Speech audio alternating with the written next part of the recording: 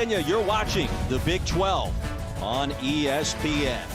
Football weather has arrived for West Virginia and number 16 Kansas State. The Wildcats currently in first place in the rough and rugged Big 12 standings as we approach the month of November. Great to have you with us as always with Kelly Stoffer. I am Roy Philpott. Dr. Jerry Punch joins us on the sideline in just a couple of minutes. And Kelly, you talk about Kansas State in this fantastic start. You got to look in the backfield, and it's a bunch of freshmen back there, and Will Howard and Deuce Vaughn leading the charge. Absolutely. And Roy, you have to think that that's the key to this game, is how those true freshmen handle the best defense that they're going to see all year. And Will Howard took over for Skylar Thompson, and quite frankly hasn't skipped a beat, passed every test.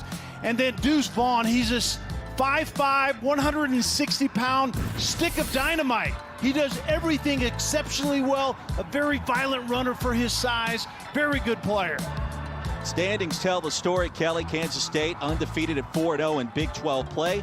West Virginia won the coin toss and deferred to the second half. We are underway, Milan Puskar Stadium.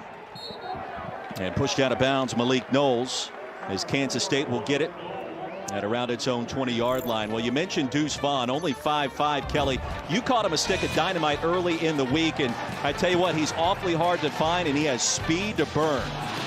Yeah, that low center of gravity, and it's amazing because he literally gets lost behind linemen and gains angles on the defense. Very hard to tackle. Quick twitch, really doesn't even do it justice because his feet are absolutely elite. And our first look at Will Howard making his third start, just 19 years of age. And from right up the road out of a suburb in Philadelphia, Downingtown. He's won his first two starts, play action on first down. And the pocket collapses, a dangerous toss. It's going to fall incomplete, trying to spot Taylor. That was Sebastian Taylor to bring up second down. Yeah, dangerous indeed. And Will Howard has made great decisions thus far after taking over for Skylar Thompson, but he has to continue to advance. This defense that he's playing today with West Virginia is the best defense that not only he has seen in his career, but most likely that this team, Kansas State, will see all season long. That was Pooler applying the pressure on a brilliant afternoon for football in West Virginia. Play action again. Howard back to the air is going to fling one deep and incomplete. So quickly it's third down. And West Virginia has played really, really good defense the entire season. And the way that their defensive scheme is described is it's a 4-2-5-ish type of setup, but they play with 3-4 personnel. And they have the Stills brothers on the defensive line of scrimmage that are absolutely disruptive. Stills brothers, one of the main reasons why West Virginia is one of the top defensive teams in America this year. Big play for K-State early on third down. Under duress, the pass is tipped, and it's going to be intercepted by the Mountaineers. Nick Troy Fortune comes down with it, and an early mistake for K-State. And quite frankly, Will Howard has looked shaky thus far. He's made really good decisions, but 2 out of those 3 passes weren't very good decisions at all. And Fortune ends up coming down with this ball, but there's inside pressure, and then it's throwing into traffic. 3 defenders surrounding Brooks, the intended receiver. Just very ill-advised and very uncharacteristic-like with Howard early in his career. First pick for Nick Troy Fortune this season. And how about K-State taking to the air for its first 3 plays from scrimmage as West Virginia takes over in plus territory. Letty Brown in a punishing run. He'll pick up a first down and a gain of 11. So West Virginia in business early. And that's who West Virginia is offensively, is giving the ball to Letty Brown, who's one of the most violent carriers of the football that I've seen in college football in 2020. Now over 600 yards on the ground this season for number 4, Letty Brown, the junior out of Philly. And Brown averages over 7 yards in the tackle box. He seems to love it in tight spaces. There's O'Loughlin in motion. Brown the inside give and brought down right at the 30-yard line. Wyatt Hubert got there first. One of the top defensive ends in the Big 12. And Liddy Brown has been fantastic this year. He actually took over the run game for West Virginia a year ago, kind of mid to late season, and has been highly productive ever since. So after a gain of 3, Dakey to the air towards the end zone, swatted away at the last second. Nico Boydo got there, and a nice play deep in the K-State secondary. And that's a really good matchup. Boydo is going to be in press coverage a lot on Ford Wheaton outside, and Deji needs to take that next step forward. He, to me, is a little hit and miss. I think he gets off his foundation in terms of throwing the football at times. He's more decisive, but fundamentally he has to continue to make strides in order to become a more accurate passer. 3rd down, Jared Dakey started his career at Bowling Green, is going to be flushed and brought down. Khalid Duke got there for the sack for Kansas State. And you wonder if this is going to be 4-down territory after that turnover, but a lot of the pressure comes from that down 4. They get into a speed package with 4 defensive ends in pass down situations, and Duke is that guy that's benefited from playing opposite of Hubert on the other side. Wyatt Hubert was the preseason Big 12 Player of the Year, NFL talent guy, and Duke benefits from being the bookend on the other side. So after a loss of 4, a 51-yard effort on the way from Evan Staley, and he hooked it wide left. So Kansas State with a big defensive stand after the interception. Just underway in the heart of the Big 12. We're scoreless. Morgantown, Kelly Stoffer, Roy Philpott, and Dr. Jerry Punch. This Big 12 battle scoreless after an early turnover. West Virginia, one of the top defensive units in the country, in fact leading the nation in total D for teams that have played more than a game so far. The Kansas State defense with Wyatt Hubert and Khalid Duke come up with an early stop. Howard's going to keep it, does have some athleticism, brought down at the 40. That'll be a gain of 6 on 1st down. Chandler Samito with a stop. And Howard is a big, strong athlete. He's 6'4", 230, and does have the ability to run the ball. Was more of a quarterback zone read guy in high school. And so we've seen that on tape. Designed runs and also the read game that we just saw right there in that fly sweep motion.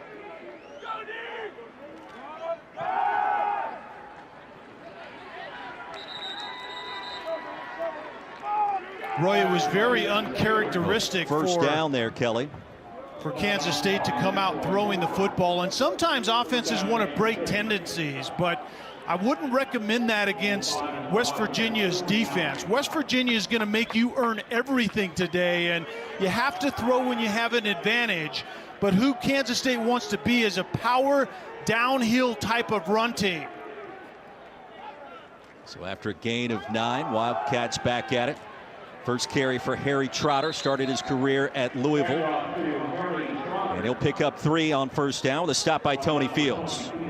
And Trotter is kind of the change of pace guy, certainly a bigger back, but Deuce Vaughn is a true tailback. He wanted to go to school somewhere that would recognize him as their tailback, even though Deuce Vaughn is 5'5", 165 pounds.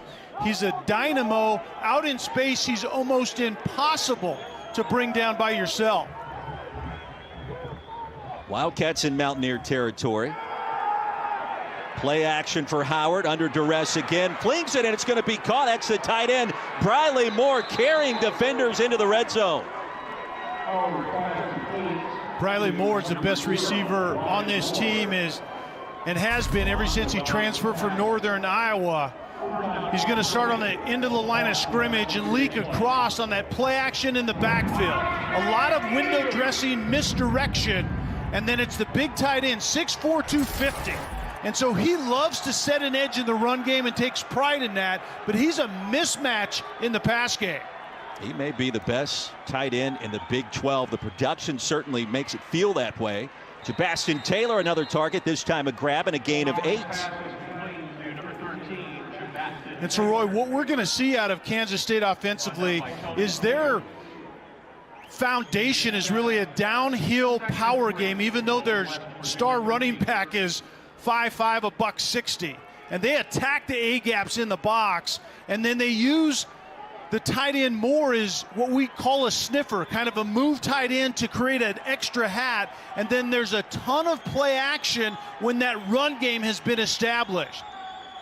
Vaughn without a touch so far. Trotter gets it again around the left side. Plenty of real estate towards the pylon, and he's ushered out just short of the end zone. It'll bring up first down and goal for the Wildcats. A die with a tackle. And certainly Vaughn can get to the edge. He is not only fast, but he's incredibly quick. Quick twitch type of guy. You see the lead blocker outside is Vaughn, and then Trotter is more of the changeup guy. So you can't really just count on one carrying the rock, and you can't count on Vaughn going to the edge. Vaughn will stick his nose in there and block for Trotter like we saw in that play. Trotter, the senior, started against the Mountaineers last year. Option play, and Howard going to be stacked up right at the line. It'll bring up second and goal. Tony Fields and Dante Stills combined to make the stop. And a lot of times, Roy, you're going to be calling Dante Stills or Darius Stills, and they're the nose tackle and the defensive tackle / defensive end respectively, and those guys are really disruptive. Dante's 55, and he's the younger brother and more the NFL prototypical size, and Darius is slightly smaller inside, but he's absolutely disruptive. Stills, of course, a preseason Big 12 Player of the Year. Play action. Howard keeps it, flips it towards the end zone, and it's ruled incomplete. Taylor was in the area, and a lot happening on that play, about a yard deep, looking for the fullback, Jax Deneen. And usually what's happening is a lot of window dressing, bells and whistles off of that run game, and then it's throwing play action off of that. It looked to me like Deneen might have had this catch. Does he have possession? Is under further review. I don't know, Roy. What do you think about that? It looked to me like the fullback might have had a touchdown pass right there. Well, you're looking for him to complete the act of the reception itself in the end zone. Our replay official, Jack McDonald. And we expected Deneen to be a bigger part of the game plan today for Kansas State, the sophomore out of Lawrence. Yeah, look for the fullbacks to carry the ball today as well, but the first thing you're looking for is firm control with the hand or the arm. And then it's obviously you have to get a body part down, and then it's that time element. You have to perform an act common to the game, and that's the question here. As Deneen, the fullback, goes to the ground, he has it impaled on his left shoulder pad, and then the defender comes in and knocks it loose. The question is, did he have firm control? And then it's that time element, something common to the game. In this case, it's as simple as sliding on your hind end in the end zone. Is that the qualification of that time element? That's what the replay booth is going to be looking at. After review, the ruling on the field is confirmed. It's an incomplete pass. That ball grazed the turf right as he began to gain control. And I don't think there was enough video evidence, obviously, to overturn it. So third and goal upcoming for K-State. And Roy, we talked about the possibility of fullbacks carrying it for Kansas State. Today, this might be one of those occasions. We haven't seen the fullbacks carry it much in 2020 as of yet. Today might be that time. Vaughn motions out.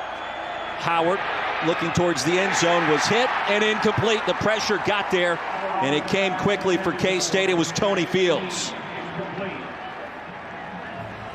And we know that the pass game is more difficult the more you get down, and you see that Stills is going to come off the edge. It's actually Fields coming off the edge to the blind side of the quarterback, but it's a coverage on the back end. And the pass game in terms of dynamic wide receivers really doesn't exist right now for Kansas State, and you can see it there. Lynch on for a 21-yard field goal. It's good, and Kansas State strikes first. A great season for Blake Lynch continues. check the penalty flag.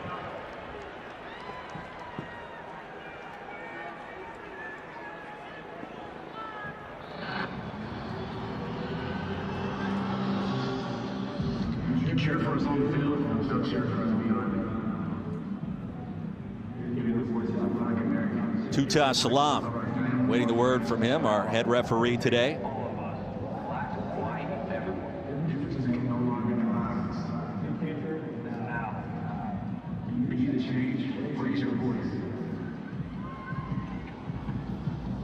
Chris Kleiman going to get a full explanation here, so this all of a sudden starts to look interesting. It was 3rd and goal, 4th and goal.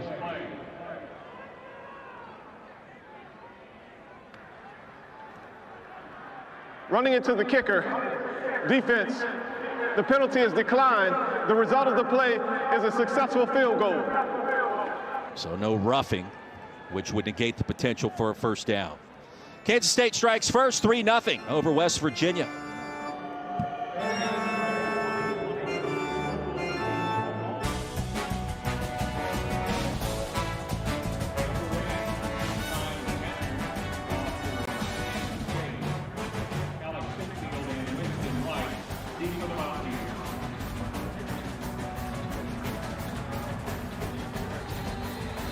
Welcome back to Morgantown, everybody, where Kansas State has taken a 3-point lead and fixing to give the ball to West Virginia for the second time this afternoon.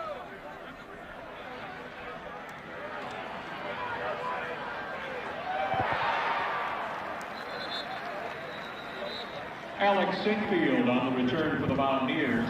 Brought down at the 25 by Brock. You know, when I arrived at the stadium today, I was told by a lot of people who have been covering West Virginia football for a long time that Neil Brown is doing it the right way.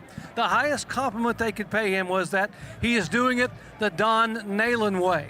The legendary West Virginia coach who built a program with character, integrity, and most importantly, Nalen was a player's coach. That's exactly what they're seeing now with Neil Brown. The players love this man, and they're going to play hard for him as he builds his program in his second year.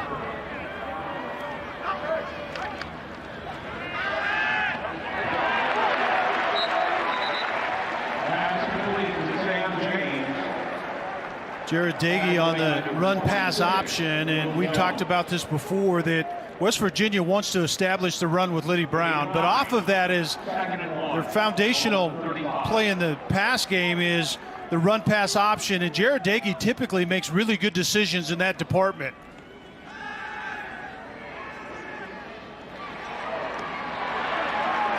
Second one, the screen pass to Wheaton. That's certainly where West Virginia wants to live. In 2nd and 3rd and short, be really successful on early downs as they have been so far in this drive, and then they'll play with a little bit of pace.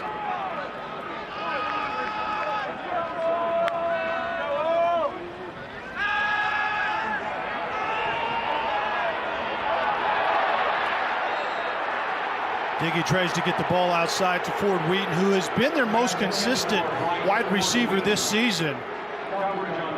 The wide receivers as a whole have suffered a case of the drop season. They're trying to get over it. That previous play, you see a defender go low on Dagey, and he comes up hobbling, and you see the errant pass to Ford Wheaton. But the receivers have suffered with the drops. They're trying to get over that, and we talked to the West Virginia coaches this week, and basically it's doing extra work after practice and then ignoring it and hoping it goes away. 2nd and 10, Dagey drops back to pass. Dagey has been doing a much better job of being patient. We talked to him earlier this week about the art of the check down, and the coaches feel comfortable that Jared Dagey's in check down mode, which is typically a good thing. A team that wants to establish the run, as long as the quarterback makes good decisions and checks the ball down when nothing's downfield, typically things go well and drives extend.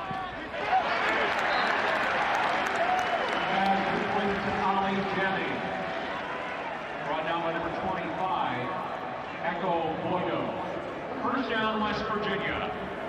First down for the West Virginia Mountaineers as they continue this drive.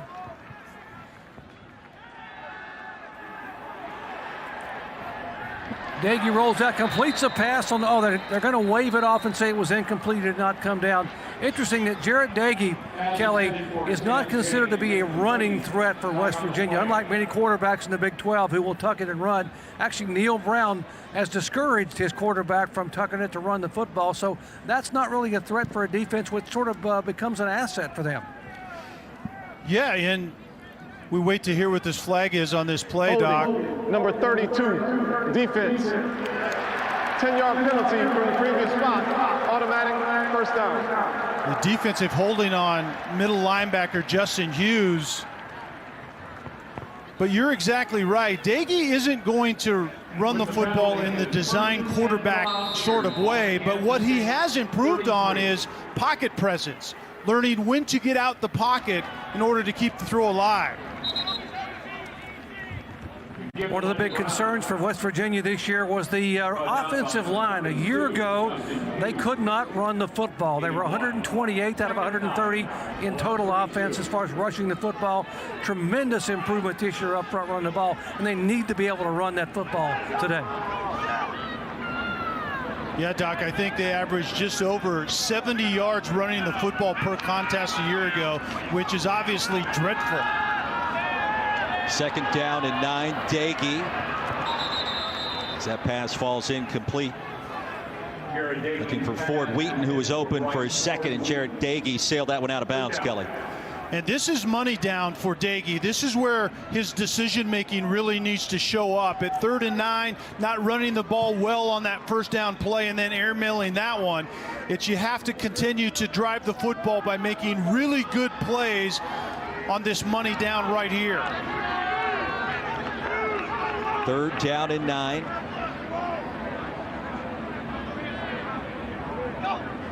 T.J. Banks will set up as the lead blocker. The inside give, and there goes Brown. First down for West Virginia into the red zone carrying defenders. Well, Roy, you talked about it. T.J. Banks went across the formation, and at 3rd and 9 in probably 2-down territory, you can run it right down Broadway. It's the slice zone with Banks sealing the backside, the right defensive end, and Duke that time. And then it's Liddy Brown, who you would have a hard time finding a harder, more violent runner in college football right now. Pickle makes the stop on Brown after his short gain, and his production this year has been tremendous for West Virginia. Neil Brown told us this week, Kelly, we have to run the football. He wasn't pleased after that loss in Lubbock a week ago, and that really is part of the true identity of this new offense. Yeah, and what he wasn't pleased with is Liddy Brown not being decisive, and he's a one-cut guy, and then the offensive line not doing a great job of getting to the second level. Daggy keeps it. Here comes the pressure, and he'll live to see another down. 3rd down upcoming. Elijah Sullivan bringing the heat that time. Doc and I were just talking about that Daggy isn't going to run the football much in a designed quarterback run game, but he's making better decisions, manipulating the pocket, and plays like that, keeping the drive alive at 3rd and 7. Don't take the negative play. Get outside the pocket and throw the ball past the line of scrimmage and throw the ball away.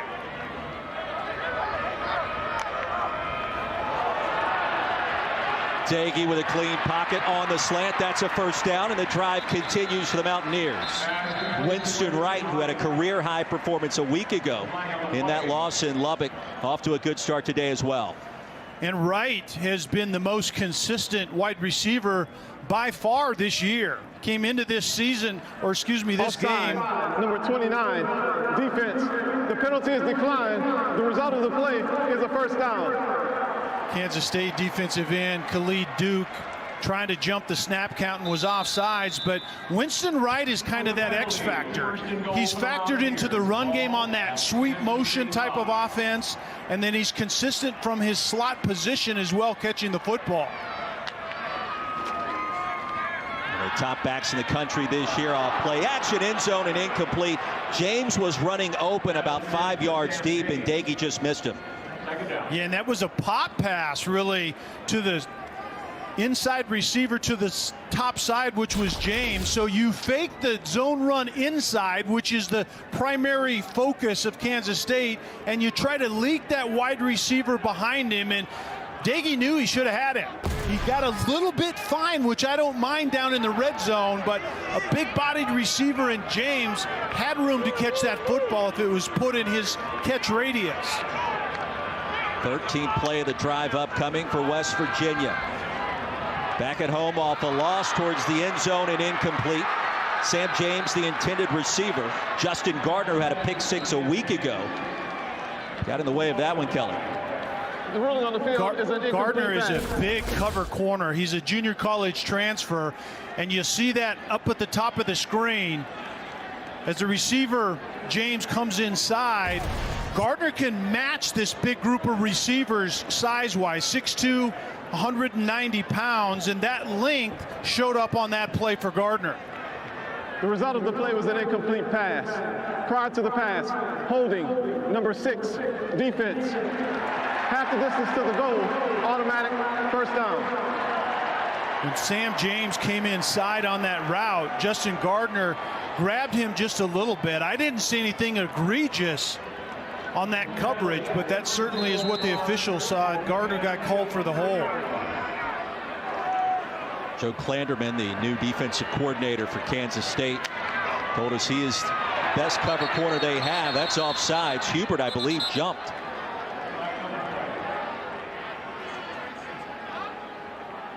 That hard snap count by Daggy has worked well for West Virginia a couple of times already in this one.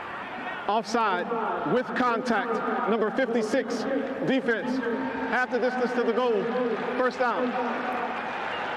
And the key there, Roy, is with contact. If that wouldn't have been with contact, they let the play run, and Daggy thought he could get the ball on the fade in the corner of the end zone. But with contact, they blow it dead. 4 minutes, 28 seconds. So 4 Kansas State penalties on this drive for West Virginia. Mountaineers need to take advantage facing first and goal. And you got to think the inside give is coming. Yeah, you think so, that Brown's going to go right down Main Street.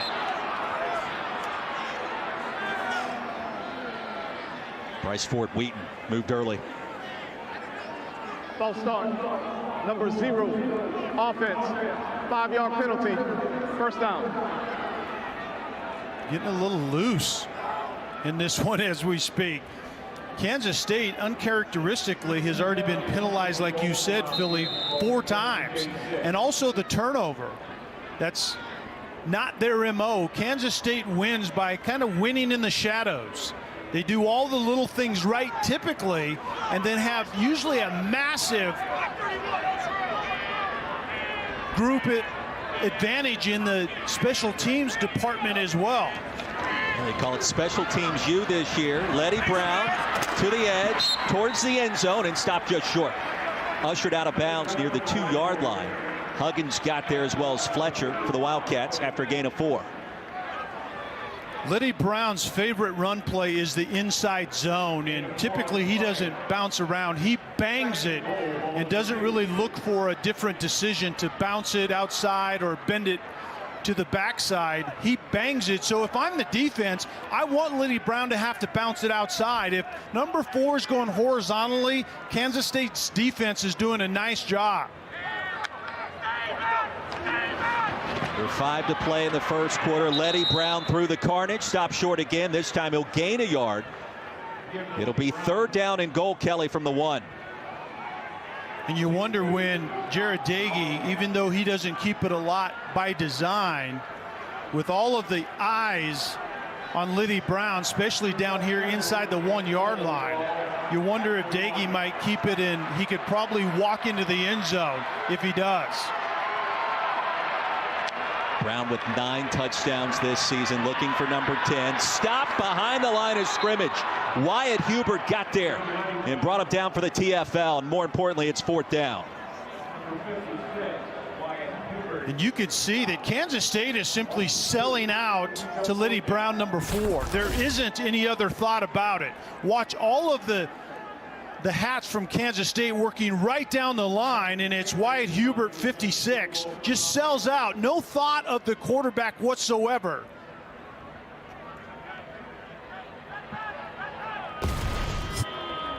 So a drive spanning over 5 minutes will end in a short field goal attempt from Evan Staley, who missed from 51 earlier in the quarter. He connects here for the chip shot, and we're tied at 3. Defensive battle here in the Big 12, just underway. Ohio State into State College to take on Sean Clifford. Number 18 Penn State. A couple of high-powered offenses, 7:30 Eastern, 4:30 Pacific, Beaver Stadium, ABC, and the ESPN app. See if the Nittany Lions can bounce back after a tough loss at Indiana. I'm still not sure that that was a 2-point try that should have been awarded, but it was. And Kelly, we'll see what happens tonight. The standard, indisputable video evidence. I don't think it existed to overturn what was called. I think that was the end. I'm with you, though. I thought that ball hit the ground first before the pylon. Keep an eye on K-State with its special teams. 2 punt returns for a touchdown a week ago. Malik Knowles down the sideline. Outstanding field position and more. Knowles dropped down in positive territory as we check in again with Kevin Connors. And Roy, this studio update brought to you by Rocket Mortgage. The storyline of the day, Trevor Lawrence out after testing positive for COVID. DJ Uiagalelei, the start, 5-star recruit. The freshman 3 for 3 on the opening drive, including that to Travis Etienne. But David Bailey putting the Eagles back on top. First time Clemson's trailed all year, 14-7 over on ABC. Meantime, Blake Corum, a TD run after Rocky Lombardi put Sparty on top with a touchdown pass. Paul Bunyan Trophy on the line, 7-7 game, Michigan State and Michigan, Roy.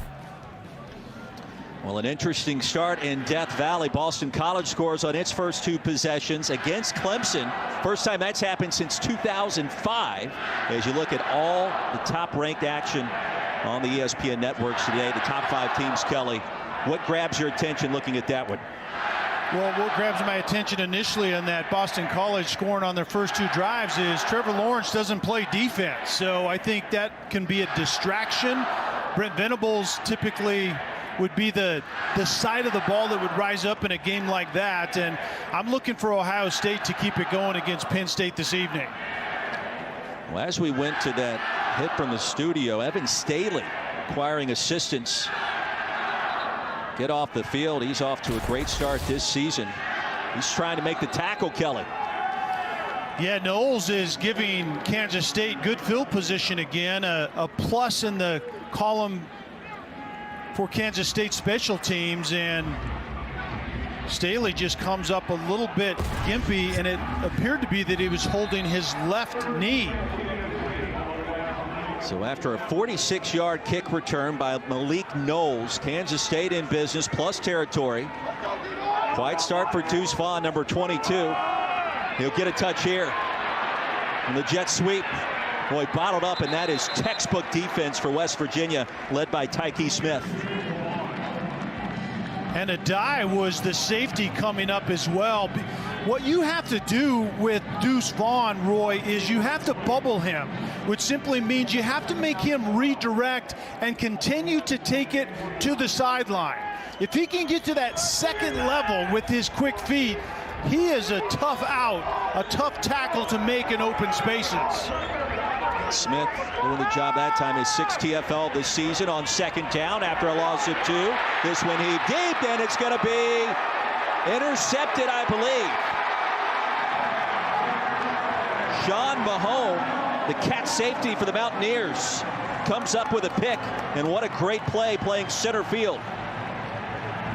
And Mahomes is playing trail coverage. There wasn't a center fielder in the middle of the field. And then Holmes comes over on that post route and makes a play. The ball was trying to go downfield, and it's a middle open read is what they call that for the receiver. And Howard was trying to get it to that post, but wow, does Mahomes actually catch that football? That might be one of the best catches, if indeed it stands, that we've seen all season. Seth Porter, the intended receiver, and he had his arm right between the 2 arms of Sean Mahone. Porter was doing his darndest to try to become the defensive back and break that up, but how about the grab by Mahomes? So Will Howard has thrown 2 picks in this first quarter. A swing pass to Winston Wright, and he's sent down quickly by Khalid Duke, who has been very active in our first 13 minutes. And if you're keeping score at home, Will Howard had one interception coming into today and essentially what amounted to 2.5 games, 2 starts, and then picked up in the second quarter for Skylar Thompson against Texas Tech, and just is thrown into traffic a couple of times and devalued the football to some extent. Sinkfield in the backfield, and this time Dagey will be sacked. It's Drew Wiley right there in front of their own end zone for West Virginia, and Kansas State almost got a safety. And Dagey just simply has to get rid of the football. Wiley is a defensive tackle working inside in what's called a one technique, right off the inside shoulder of the guard, and comes quickly into Dagey's point of view. But there was a receiver out to the right in the flat. Throw it at that receiver's feet and save your offense that negative play. Sinkfield, no real estate, stacked up at the line. Wiley again. This Kansas State defensive front been flexing so far on the road. And Wiley now has 4 sacks on the year from his defensive tackle position. Highly productive inside because he's playing inside of Wyatt Hubert, who the defense or the offense wants to know where number 56 Hubert is all the time. And Wiley is just eating constantly from his defensive tackle position. This is where West Virginia has to be careful. Phillip Brooks had 2 punt returns for touchdowns a week ago against arch rival KU. And he'll get it in Mountaineer territory. Makes a couple of men miss, bottled up at the 36. Outstanding field possession for the Wildcats. We send it down to Dr. Jerry Punch. Guys, we mentioned that Kansas State freshman quarterback Will Howard grew up about 4.5 hours from here in Downington, Pennsylvania. So this is the closest thing to a home game this young man will play all year long. If you're wondering how a Philly kid ends up playing college football in Manhattan, Kansas, I got 2 words for you. Carson Wentz. See, he grew up a big, huge Philadelphia Eagles fan and a Carson Wentz fan, and he knew Wentz played for Chris Kleiman at North Dakota State, so why not go play for the same guy who developed your hero? That's why he's here. Yeah, it's interesting. Makes sense to me. As Kleiman was quick to answer that question from us. How did you get Will Howard on campus? He said, are you kidding me? It's all about Carson Wentz. We coach him up at North Dakota State. Svan picks up 2 yards, and Will Howard was a huge fan. Kelly, that's a bit of an unusual strategy to recruit a player halfway across the country, but it worked. Yeah, and you would be amazed how many times those recruiting connections really kind of start that way and turn into something like this. And Will Howard could be the quarterback in Manhattan for a long while. Well, a defensive slugfest. It is 2020. That's what happens in the Big 12, especially on Halloween. We're tied at 3, 15 minutes in Morgantown.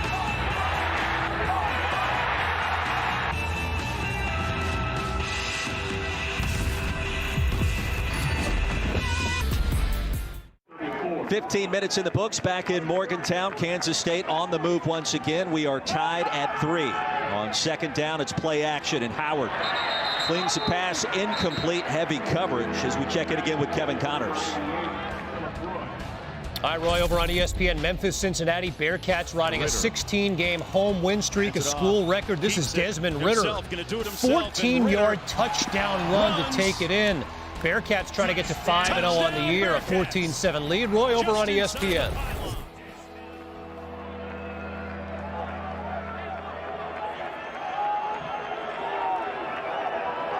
Kevin, thank you very much.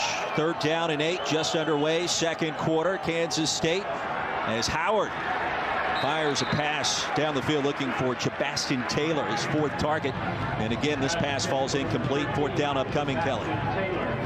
And that's quintessential West Virginia defensively. When they can funnel you to 3rd in a pass down or even 2nd in a pass down, a lot of times what they do is they have their coverage force you to make low percentage throws like that, where you have to throw the ball downfield in some type of a seam or a fade route. Low percentage throw for college quarterbacks and college receivers. Blake Lynch on the playing surface, a 52-yard effort, and it is no good. That is in his range. Had a 53-yarder earlier this year against TCU, and that one sails wide right. I don't know if Dr. Punch told us about the wind there in Morgantown, but kickers and punters seem to be having issues. I didn't think it was very windy, but the kickers have struggled certainly getting the ball through the goalposts, and punting hasn't been fantastic up to this point yet either. Now, this season, for every field goal and extra point made by participating universities, All-State will make a contribution to the university's general scholarship fund. Thank you once again, All-State. So a couple of missed field goals, some early turnovers, and the anti-Big 12 contest is broken out in the Big 12. It's all defense so far, and big plays coming for both sides on third down. Letty Brown gains 4, stopped by Huggins. And we talked about that coming into this game. It might be the first one to somewhere in the high 20s to win this game, and we might have to ratchet that number down a little bit, but that's who these two teams are. And if you throw maybe a third team like Iowa State into the mix, those teams play defense. They force offenses to prove it. They force play callers in the Big 12 and quarterbacks in the Big 12 to be patient in order to get points. Brown pinballs off one defender, brought down behind the line. And Daniel Green with a stop as we check in with Dr. Jerry Punch. Guys, you mentioned that Evan Staley, the West Virginia kicker, had gone down on the previous play trying to make a tackle. He has now been evaluated on the sidelines and taken to the locker room. And what that means is that the backup Casey Legg is now warming up on the Mountaineers sideline. So again, the primary kicker, Evan Staley, out. Casey Legg, the backup, will be kicking apparently for the foreseeable future. You got to love a place kicker with the last name Legg. As Staley grasped that left knee after attempting to tackle Malik Knowles. And he didn't get much of Knowles. It was more of a non-contact type of injury, but if you're going to be a kicker, your last name might as well be Legg. Legg has one PA attempt and has kicked the ball off and has some touchback, so he has a strong leg. There isn't probably any question about that. Jerron McPherson helped off the field as Legg continues to warm up. Third down and 9 now for West Virginia. And Kansas State showing pressure. Well, it's been that kind of year when you have this kind of defense played in this league that's known for its offense. These two teams trying to rebrand themselves under a pair of second-year head coaches. Dagey in the pocket has a big gainer. Bryce Ford Wheaton into plus territory, stays alive, tiptoes down the sideline. It'll be first down and goal for the Mountaineers on the quick pitch and catch. Well, Roy, you talked about it. When Kansas State can funnel you to third and a pass down, they will a lot of times show pressure and or bring pressure, but Ford Wheaton is going to work into that next window. You can see the man-to-man coverage everywhere, and if that pressure doesn't get home on Dagey, this is what can happen against Kansas State on the back end. Well, the first big play for the Mountaineers. Inside give, and Brown to the 5. He was stopped by Wiley and Huggins. It'll bring up second and goal. And Roy, that much maligned wide receiver group for West Virginia, they had 90% of their catches returning from a year ago, and then got a contagious case of the dropsies as the season began. Lead college football in that category, and that's not a good thing. Play action, second and goal. Third down coming up. Heavy pressure again for the Wildcats, and that was Eli Huggins. So after the 58-yard gain by Ford Wheaton, West Virginia quickly facing third and goal. Kelly, what do you like? I'd like to get Dagey outside to be a run threat, even though he isn't typically, and then also get the tight ends involved down here as well. They a lot of times set the edge, but get them involved in the pass game. Third and goal, clean pocket, back in the end zone for the touchdown. Ali Jennings has it, and that'll be his first touchdown of the season for number 19. A really good two-layered route. A lot of times defenses in coverage in the end zone will build kind of a picket fence, so you have to separate that coverage to some extent. There's going to be man-to-man at times, and then there's going to be zone, and then At this time, Jennings works to the back of the end zone as that initial receiver comes and draws that coverage up underneath, and then Jennings gets over the top. So the big play in that drive to Ford Wheaton. It went for 58 yards. The drive covered only 66. More importantly, the first touchdown of the game on the board for the home team, the Mountaineers. Jennings wide open, a nice toss from Jared Dagey.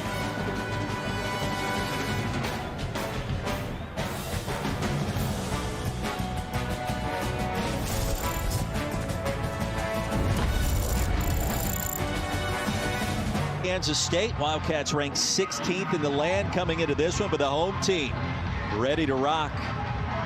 Milan Puskar Stadium. Jennings' first touchdown grab of the season a few moments ago for the sophomore out of Richmond, Virginia. Kelly Stafford, Dr. Jerry Punch, Roy Philpott, great to have you with us as Jones is upended in a crazy day in Death Valley, South Carolina, as we check in with Kevin Connors. Indeed, Roy, your AT&T studio update brought to you by AT&T 5G. Huge development in Death Valley. Clemson down 14-7.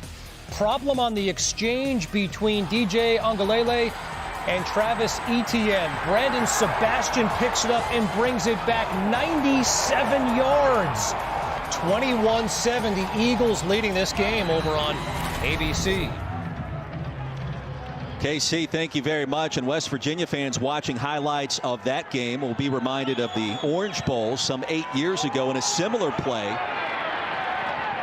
Mountaineers went on to score 70 points in that one. So we'll see what happens in Clemson without Trevor Lawrence as Mesidor records a tackle on Deuce Vaughn. Kelly, that's a shocker right now in South Carolina. Oh, no question. And it's interesting, if you take the driver of the car out of the equation in Trevor Lawrence, there are so many things in the game that end up being affected holistically on your team that he has nothing to do with.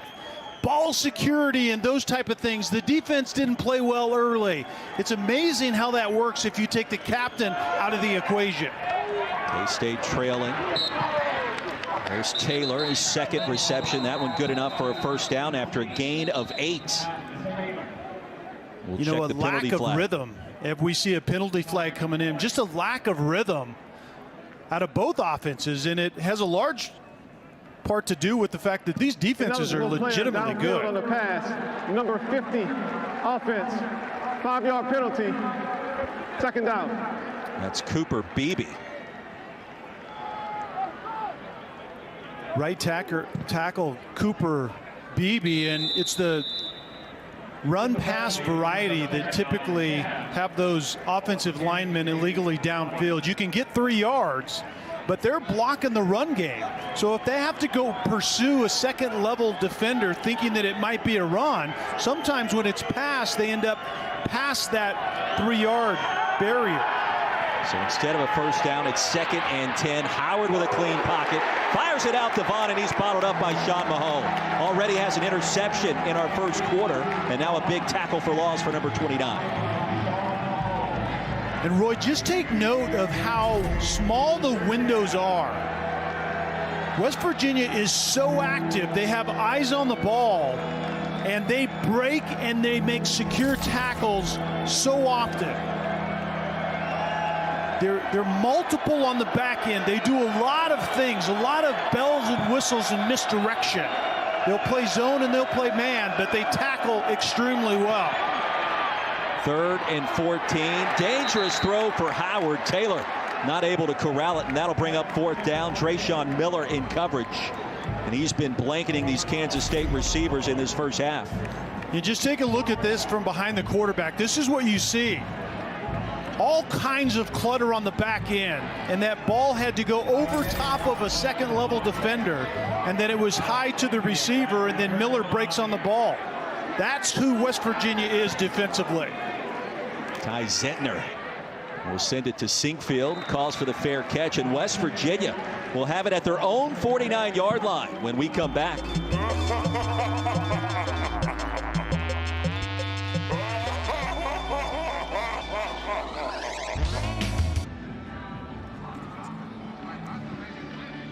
Don't forget, Sunday NFL Countdown headed your way. It's tomorrow, of course, Tom Brady, Randy Moss go one-on-one in a sit-down conversation, plus the first start for Tua Tagovailoa for the Miami Dolphins, another talented southpawer. Kick off your Week 8. Sunday NFL Countdown, then Monday night, Week 8 rolls along. Tom Brady and the NFC South leading Buccaneers line up against Daniel Jones and the Giants from MetLife Stadium, 8 Eastern, 5 Pacific, ESPN Deportes, and also on the ESPN app. So we're back to live action here in Morgantown, West Virginia. Kelly Stafford, Dr. Jerry Punch, and Roy Philpott. Drew Wiley makes another tackle for Kansas State after the short game. Drew Wiley has been amazingly active, and that isn't anything new. He's done that all season so far. He actually lost 2 on that play. Dagey with time, surveys, fires. Pass is going to be caught. T.J. Simmons has it all the way down to the 21-yard line. The Alabama transfer, and a nice dime dropped in by Jarrett Dagey, Kelly. Yeah, and the play action, and T.J. Simmons is going to come all the way across the formation on what's called a deep over route. You can see him running right there. Safety in the middle of the field, and then Dagey finds the right guy. Letty Brown, as West Virginia goes tempo. After a gain of 32, he'll pick up 4 more yards. So Brown starting to get lathered up. He's now right at 42 yards in this first half. And they're going to stay patient with number 4 for West Virginia, Kelly. Yeah, and as we have a timeout on the field for an injured player, you're exactly right. It's that foundation of a run game, and Letty Brown is the workhorse that Neil Brown wants in his offense. They didn't have it last year until the end of the year when Brown emerged as that workhorse type of guy, but he has hit the ground running in 2020. Chase Barrett helped off the field. The 5th-year senior starting center really has emerged as a leader for head coach Neil Brown this season. Under 10 to play in our first half. That is a big development. Barrett is that veteran up front, and there you have 2 new tackles in Yates and Hughes, and they were really good down the middle. Frazier, the true freshman, emerged as a road grader on the left guard, but Barrett is the captain of that ship up front. 3rd trip into the red zone for the Mountaineers. This one heaved towards the pylon, and it's incomplete. Simmons, the intended receiver. And Simmons, a stutter go outside, kind of setting the defender and then getting vertical once again. And Dagey just airmails it a little bit. And this has been a theme this year. There have been a lot of close calls by Dagey throwing balls vertically. And that's the part of the offense, quite frankly, Roy, that's missing, is the explosive plays consistently downfield, with Letty Brown being the pounder up inside in that violent run game. But that explosive pass game needs to show up. Mountaineers 5 of 8 on 3rd down. A big one here. Driving again against Kansas State, out in the flats. That'll move the chains. Reese Smith grabs it, and the drive continues for the Mountaineers. And Smith was matched up on the safety Elders, and a good job of coming to the secondary receiver. You don't always have to throw the ball where it advances past the line to game on the catch. You can give yourself a little bit more room if you throw an accurate pass to a receiver underneath and let him get yards after the catch. There's nothing wrong with that. Brown will flank Dagey. 1st down and goal. Trying to pound the rock again. To the edge this time, Letty Brown to the pylon. Did he get there? He did for the touchdown.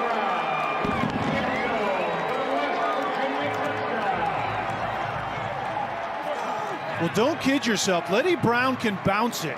He likes to bang it. When you run an inside zone, it's bang it up inside, it's bend it to the backside, or in this case, it's bounce it to the outside, the 3 Bs. And Brown can do this once in a while. He presses the line of scrimmage on his favorite play, the inside zone, and then bounces it outside. Does that left foot go out of bounds at about the 2-yard line before Letty Brown extends and gets into the end zone?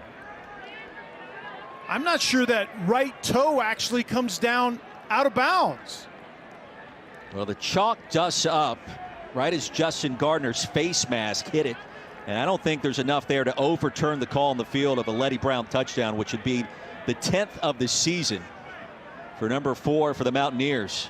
Yeah, it's the angle behind where I think you see a little bit of daylight. And remember, the standard is always indisputable video evidence beyond a doubt. And if we're discussing it, typically at home, it means that the replay booth also has a doubt, and they will typically let it stand as called on the field. So Brown over 50 yards on the ground, his 17th career touchdown. And the workhorse has really been phenomenal. The touchdown is under further review. So Jack McDonald's going to take an extended look at it, Kelly, and I think both of us reached the conclusion independently. I don't think there's enough there to change the call. Yeah, I'm not so sure there is anyway. And the look we had on the sideline, it's the one from behind that I think you can see a little bit of daylight between Letty Brown's right foot, his toe, and the out of bounds white part. I just don't think there's enough there to overturn it. You see it for that split second. That is a fantastic shot, and I estimate there's about 1/8 of an inch of daylight right there, and this is going to be a touchdown. Down to Dr. Jerry Punch. You know, in the Big 12, they have collaborative replay like they do in the SEC and the ACC. So the referee today was telling me that they have a replay official here in the stadium in the booth, but if it's really close like this call here, they will go to what they call the ROC, the Replay Official Center in Dallas, Texas, which is where the Big 12 collaborative replay will look over and over again to help make that call, which is exactly what they're doing right now. The ROC. I think we ought to make Dr. Jerry Punch part of the ROC. He seems like he belongs in that brain trust called the ROC, but I think this is a touchdown.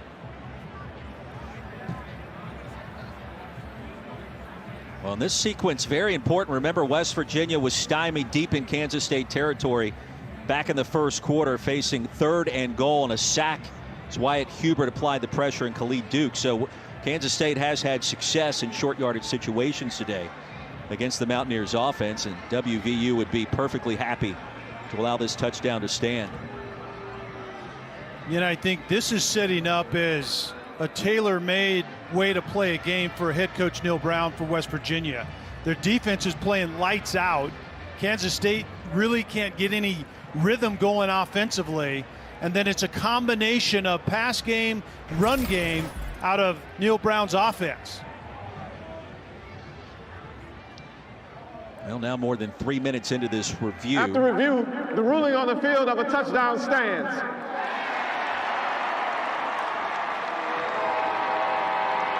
And the right call ultimately made there, even though Chris Kleiman doesn't like it.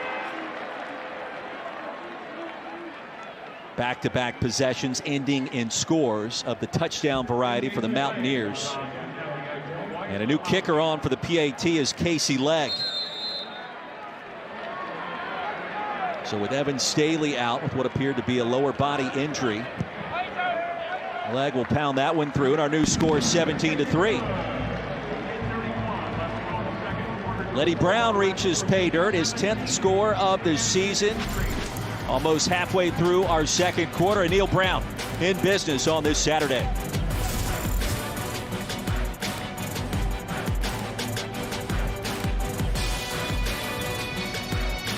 The afternoon of the Big 12, and Letty Brown rising up the ranks, his 10th touchdown of the season, 3rd in the country, tied with Clemson's Travis Etienne. The Tigers right now in trouble at home against Boston College, as Legg sends the kickoff down to the 24, and we'll check in again with Kevin Connors. And Roy, coming up on the Nissan halftime report, much more on the stunner in Death Valley right now. Jim Moore is going to join us, tell us why the Tigers are struggling so much. Plus, a treat for Sparty in the Big House against Michigan, and we'll set the table for the big one in primetime on ABC in the Big Ten tonight. All coming up when you join us on the Nissan halftime report. Roy? Kickoff was blown dead because player number 55 gave a fair catch signal. Buckeyes and Nittany Lions tonight, 7:30 ABC. James Franklin, Ryan Day, Josh Fields, Sean Clifford, a couple of dual threat quarterbacks. Going to be a lot of fun. And right now, Kelly, Kansas State in search of its offensive mojo with a freshman quarterback, Will Howard, and a freshman tailback in Deuce Vaughn. What needs to change on this possession? Well, West Virginia has really been successful defensively at making Kansas State one-handed, forcing the pass and taking away Vaughn almost entirely today. Stutter step and a gain of 1 on first down for Deuce Vaughn. Jared Bartlett got there first to greet him at the line. So, Roy, good defenses have the ability to do that. They force you to be one-dimensional. And Deuce Vaughn is such an important centerpiece of this Kansas State offense. He runs it well. He is a tremendous catcher of the football. And right now, he's been taken out of the mix. And so Will Howard has to make some plays in the pass game. He'll try that here with Vaughn on the swing pass.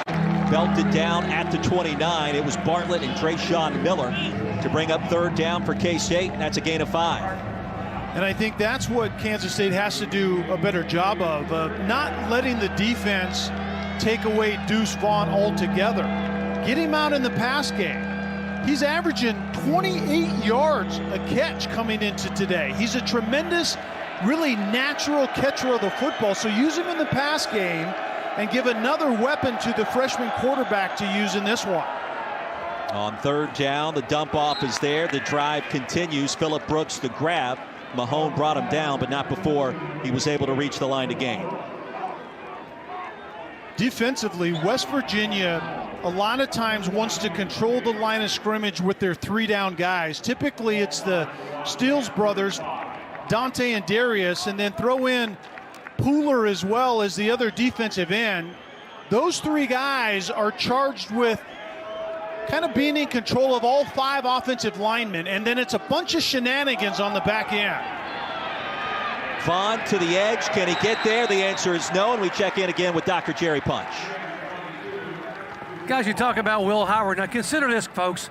He just turned 19 a couple of weeks ago, and less than a year ago, in fact, November 15, 2019, he was quarterbacking the Downingtown West Whippets in the Division I 6A District Championship game against arch rival Coatesville. On that day, he threw for over 305 yards, and they won the district title. But folks, a year ago, he's playing high school football today against one of the top defenses in the country on national television.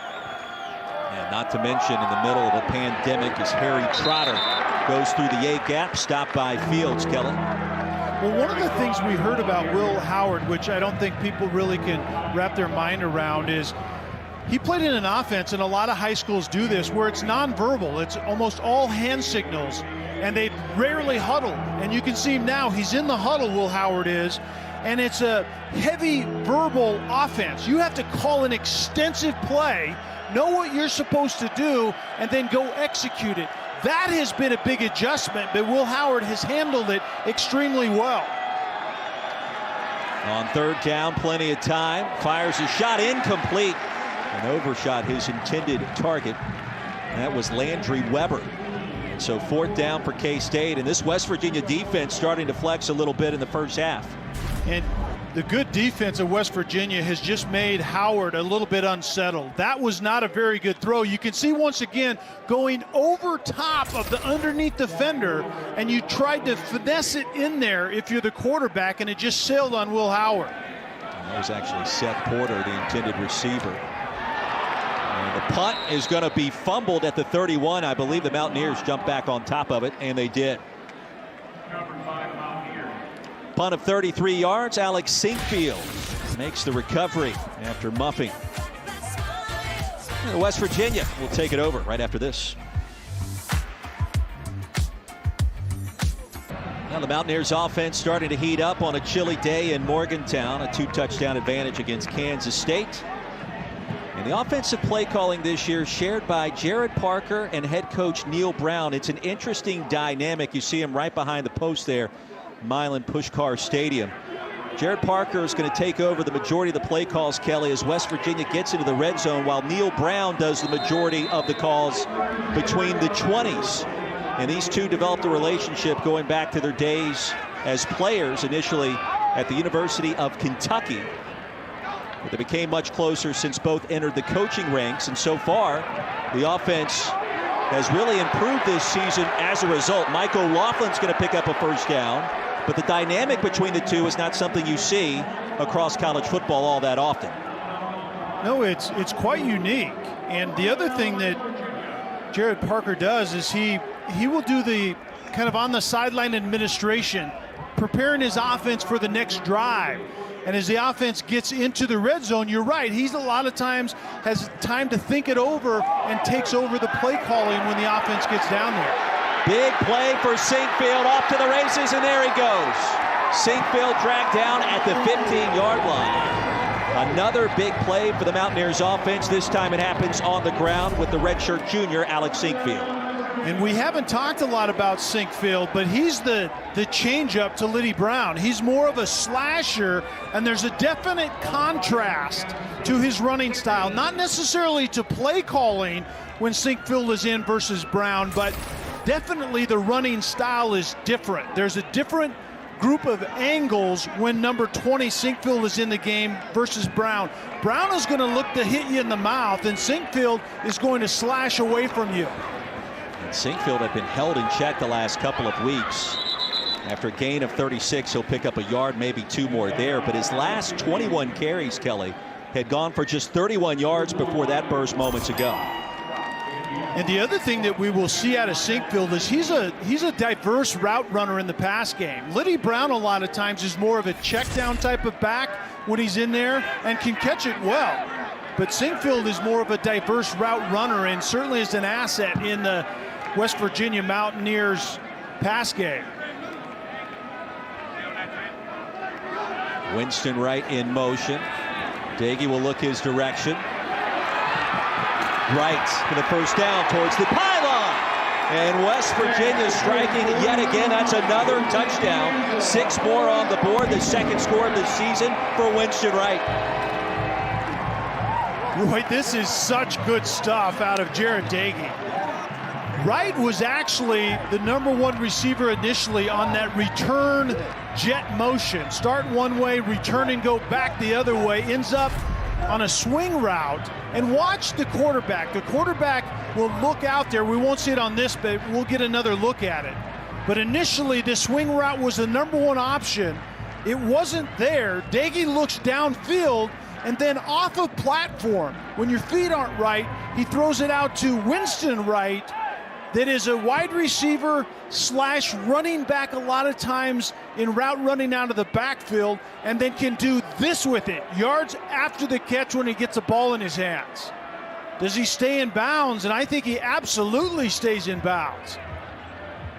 You mentioned yards after the catch. Winston Wright leads the Big 12 in that category, and there's something magical about this end of Mountaineer Field. There's some force field that's keeping Liddy Brown and Winston Wright from touching out of bounds so far this afternoon. So the touchdown stands. Casey Legg on for the point after. 3 straight scoring drives for the Mountaineers, all reaching pay dirt.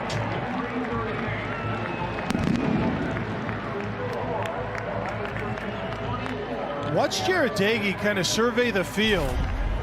He's going to know that he can get the ball to Wright, out to his right on the swing pass. Looks downfield, steps up in the pocket, off of platform, and then off of balance, gets the ball out accurately to Wright, who can then get yards after the catch and ultimately gets in the end zone. That's the very place that Dagey has gotten so much better. He's learning to trust the pocket. And as Parker explained that to us, the offensive coordinator, it's not only trusting your protection and the timing of the route, which in this case was the swing to Wright, but it's also the landmark. As a quarterback, where are you supposed to be in the pocket? All of those things came together, and Dagey threw a dime out to Wright, who worked for it and got into the end zone. All smiles on the Mountaineers sideline, and why not? They've erupted for 24 points in this first half. And a 3-touchdown advantage against Kansas State, and this is not what Chris Kleiman envisioned for this road trip to Morgantown. Malik Knowles brings it back, and Kansas State will take over there. And now Jared Dagey, 26 consecutive games with a touchdown toss. Talked to him yesterday for a long period of time, Kelly, and I asked him if you had one word to describe yourself, what would it be, especially this season? Thought about it for a second. He said, I'm a competitor. And And that's what my dad told me, dropping me off for practice all those years. He's a longtime high school coach in the Lone Star State. His brother, of course, Seth, played at Texas Tech. I'm a competitor. And his dad told him growing up, compete. That's what you have to do. And I tell you what, he's doing it at a high level today. 24 unanswered on the board for WVU. And the mental mistake starting to mount up for Kansas State. Taylor dropped that one. We've talked about it multiple times, Roy. West Virginia defensively is going to force the quarterback, Will Howard, and play caller to be patient. And that was simply a hitch route outside to Taylor. Taylor takes his eyes off the ball, puts it on the ground, and it's 2nd and 10. If you're second in a pass down against West Virginia, they're going to light you up. It's amplified if you're starting a freshman quarterback.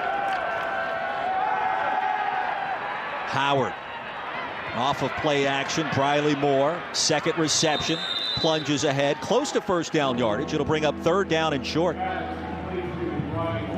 And that's another guy, Roy, that we haven't heard a lot from, is Briley Moore stays down after taking an awkward hit on that play, but we haven't heard a lot of Briley Moore yet on this afternoon.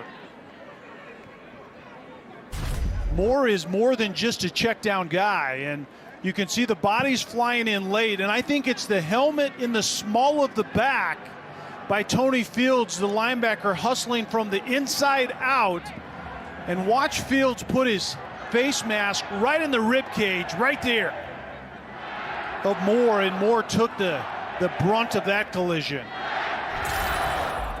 We had a medical red shirt a year ago before transferring in to Kansas State from Northern Iowa. He did have that one reception earlier in the first quarter, but clearly working on that left side, and nothing about those collisions looked good for Briley Moore.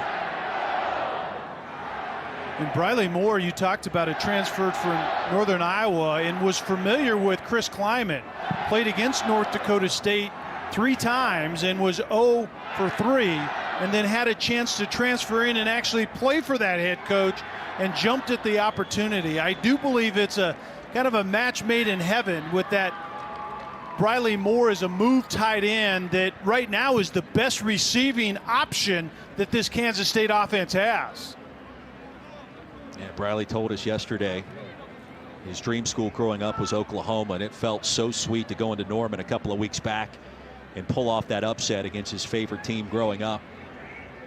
He has been a physical force as a run blocker and dynamic as a pass catcher.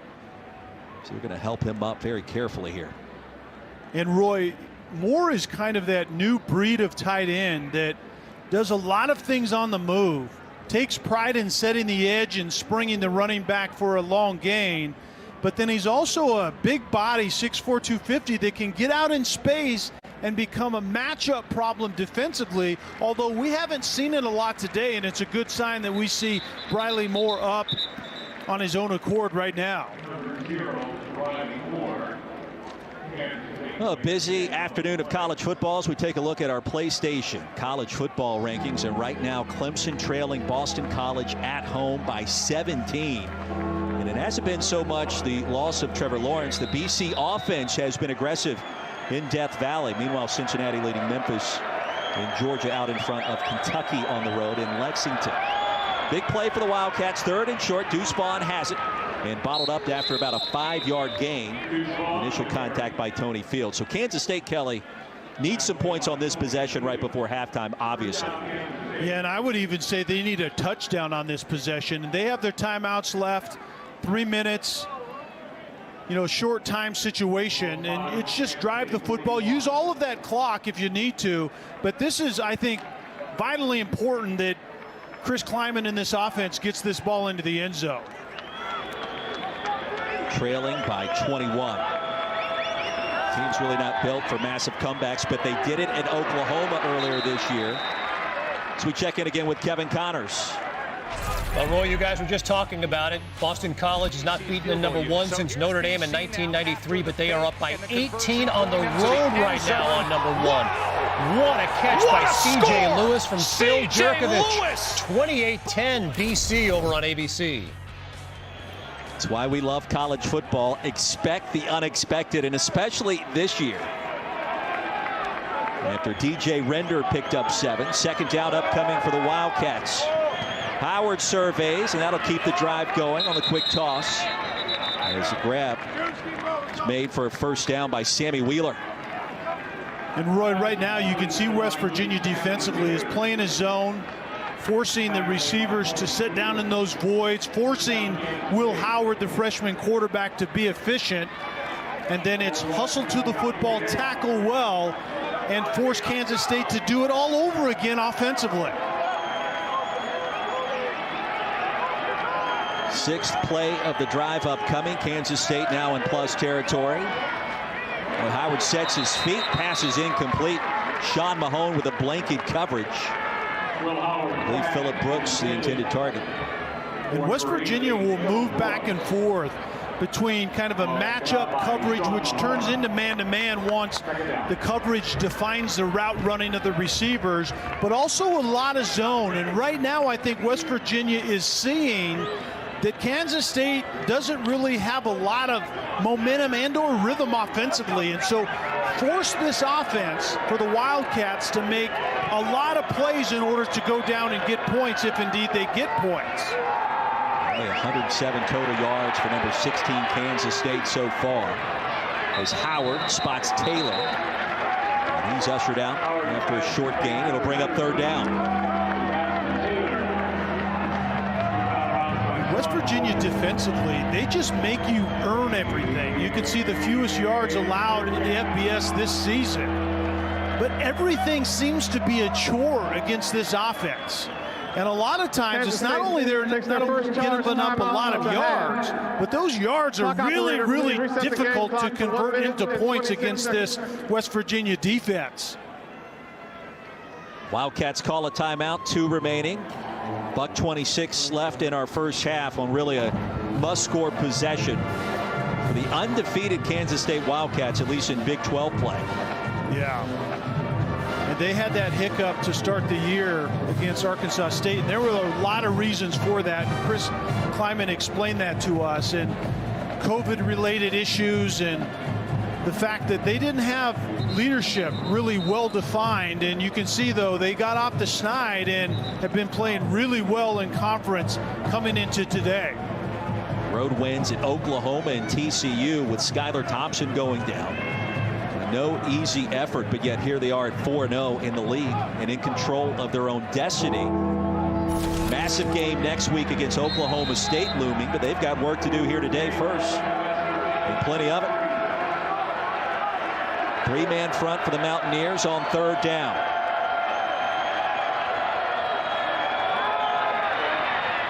Across the middle, Howard has Wheeler, and he's chopped down right at the line to gain by Fields. I think that should be enough to move the sticks, and it is.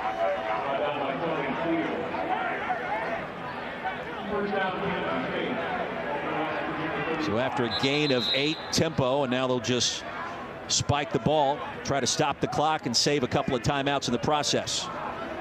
And a good job so far by this entire Kansas State offense, using the clock wisely. And as you're getting down to that 1-minute mark is where you begin for the first time to consider how you will use your timeouts. You can clock it on that last play, and then from this point forward, you probably will see Kansas State use those timeouts. Vaughn split out wide in that empty set. On 2nd and 10, all afternoon for Howard. He flings it deep, has a man. Kansas State has a touchdown. Malik Knowles, his first score of the season, and what a response for the freshman quarterback on the road. And inexplicably, Knowles gets behind a fairly soft coverage on the back end for West Virginia. Just obviously a break in coverage. Knowles is split out wide, goes to the post, and the defender thought initially that Knowles was going to set down and come back for the football, but he kind of gives a head shake, gets vertical to the post. No free safety home. Big play, Kansas State. 73 yards in 10 plays. That scoring strike to Malik Knowles from 35 yards out. And Wildcats right back in this one, Kelly. And Howard does a nice job of discerning the coverage. It's a middle of the field open read.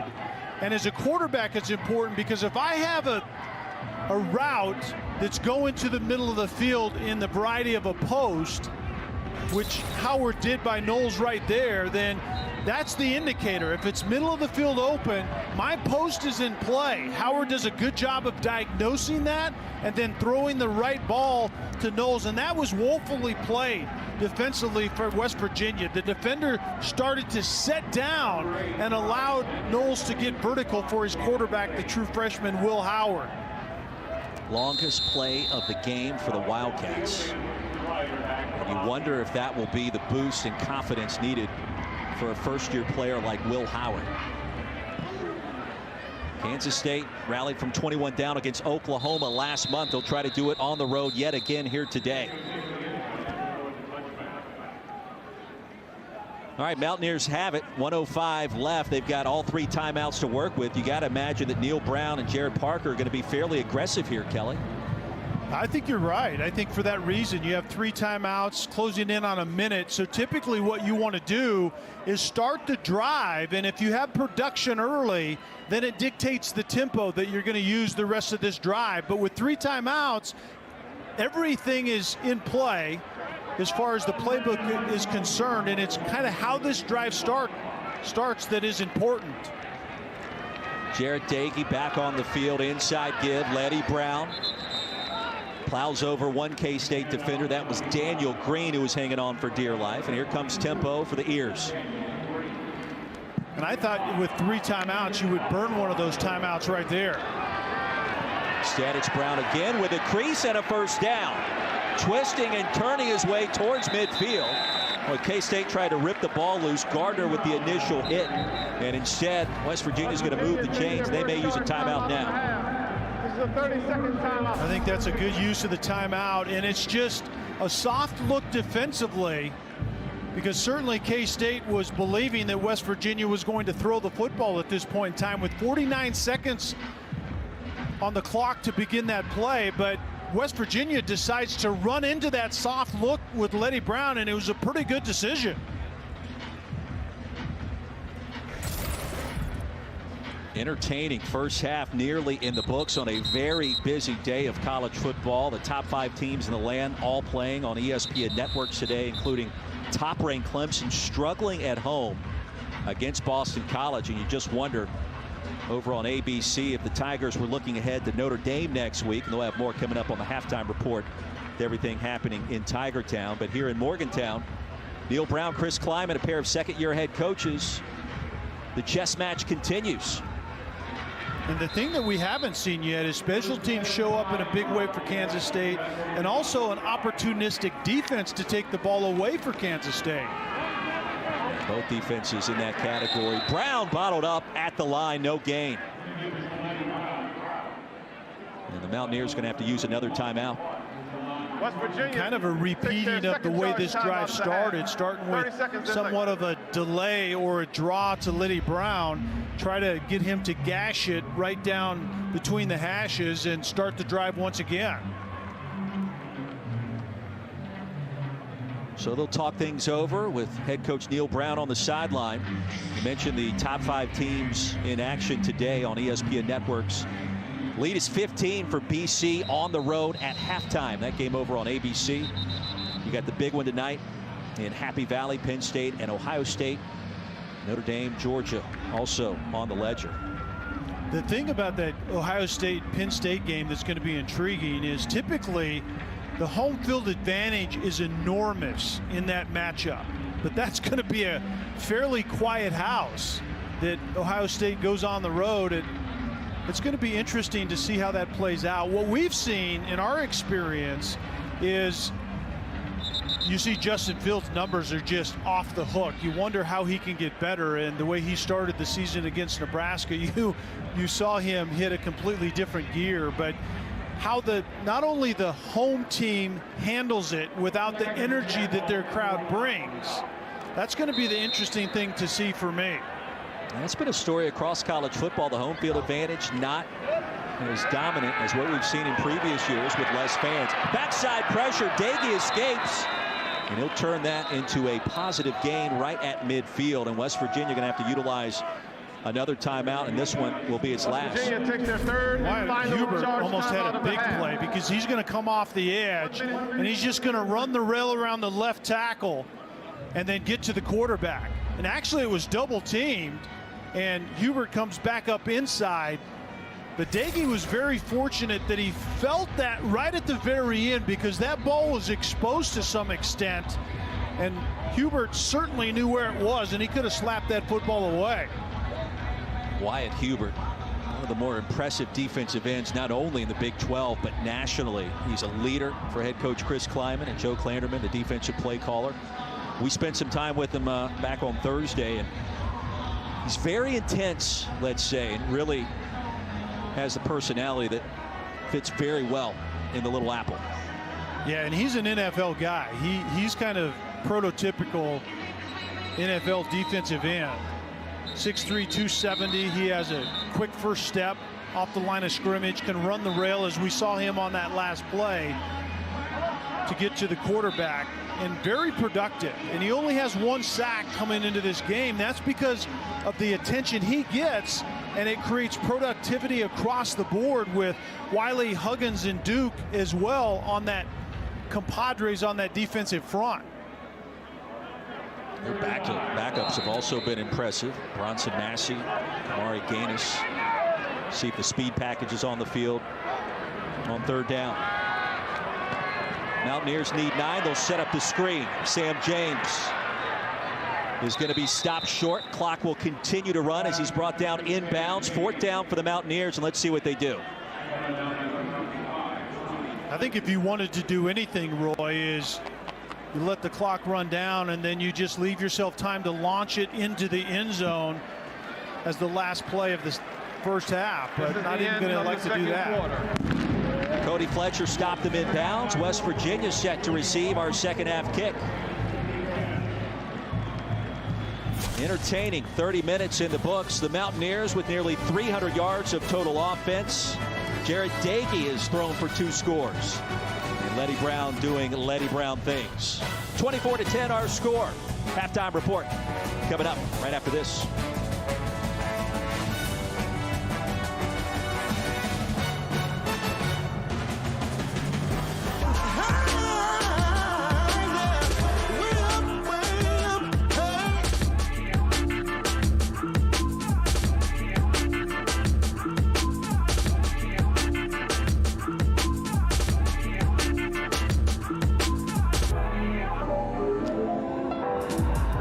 Back in Morgantown, West Virginia, you're watching the Big 12 on ESPN. A Chamber of Commerce Saturday afternoon. Temperatures climbing into the 50s. Happy Halloween. Final day of October in West Virginia, holding serve at home against number 16 Kansas State so far. Mountaineers set to receive our second half kick, and the touchback, they'll get it at the 25-yard line. Good start for Jarrett Dagey as we welcome you back here to Morgantown, West Virginia. Kelly Stoffer, Roy Philpott, West Virginia. Kelly Stoffer, Roy Philpott, and Dr. Jerry Punch on hand. And Kelly, that West Virginia offense really exploding in that second quarter. Making some really good decisions. He's been incredibly decisive, and I think that's going to be the order of the day in this second half. And you wonder with Kansas State offensively if that last drive of the first half where they really equaled their yardage for the previous 6 drives, if that was vital considering that West Virginia gets the ball to start this second half. Trailing by 2 scores, Wildcats would like a 3-and-out to start. Letty Brown has other intentions as he picks up 4 on first down. And Ron that's exactly McPherson with a tackle. That's exactly what you would expect to see is West Virginia going back to Letty Brown in the establishment of that physical run game, and then Dagey off of that, making good decisions in the pass game. Brown about 4.5 yards per touch so far. Winston Wright in motion. They scored on this play in the first half.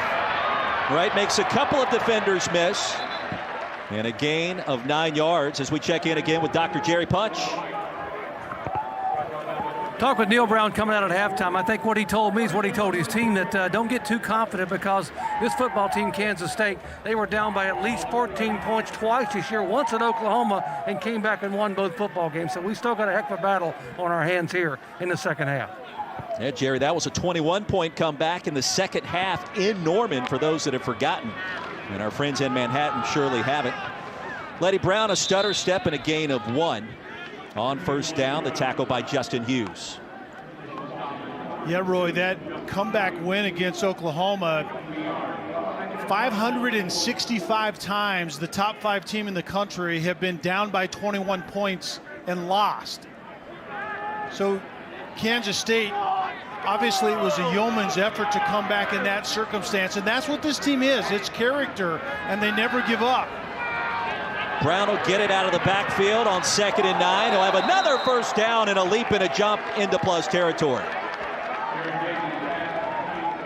Letty Brown as his receiver I think is highly underrated, because you watch the effort that he runs with, and a violent runner, finishes runs about as good as anyone in college football, but he's a natural catcher of the football as well. A lot of times in that pass game, it's kind of the check down variety, as it is here, as Daggy makes a really good decisions, gets it out to Brown late, and then Brown pays it off. 21 catches, to your point, on the season after that last grab for Letty Brown.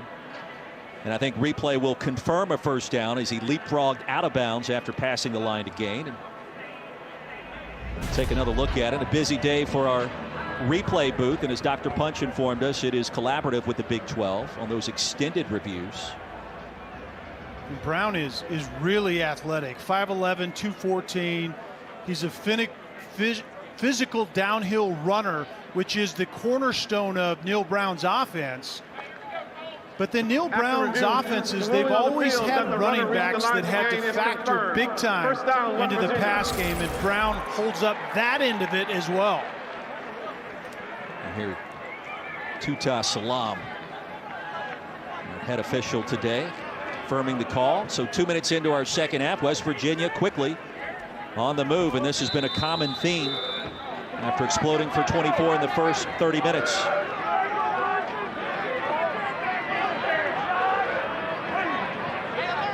So Brown picks up 10. Ball spotted right at midfield. Screen pass again, his 3rd reception. And stopped after a 5-yard pickup. Daniel Green got there first. And those are designed passes. It's essentially a screen, but they're going to, the ball's thrown behind the line of scrimmage, and so those receivers can already get engaged. And then you see Brown coming out of that. So it's kind of a swing screen is what they call that, but it's thrown out to Brown by design. Steady dose, Letty Brown. 32, maybe 1 upcoming. They'll stop him short, about 2 yards short of the line to gain, and it was Drew Wiley.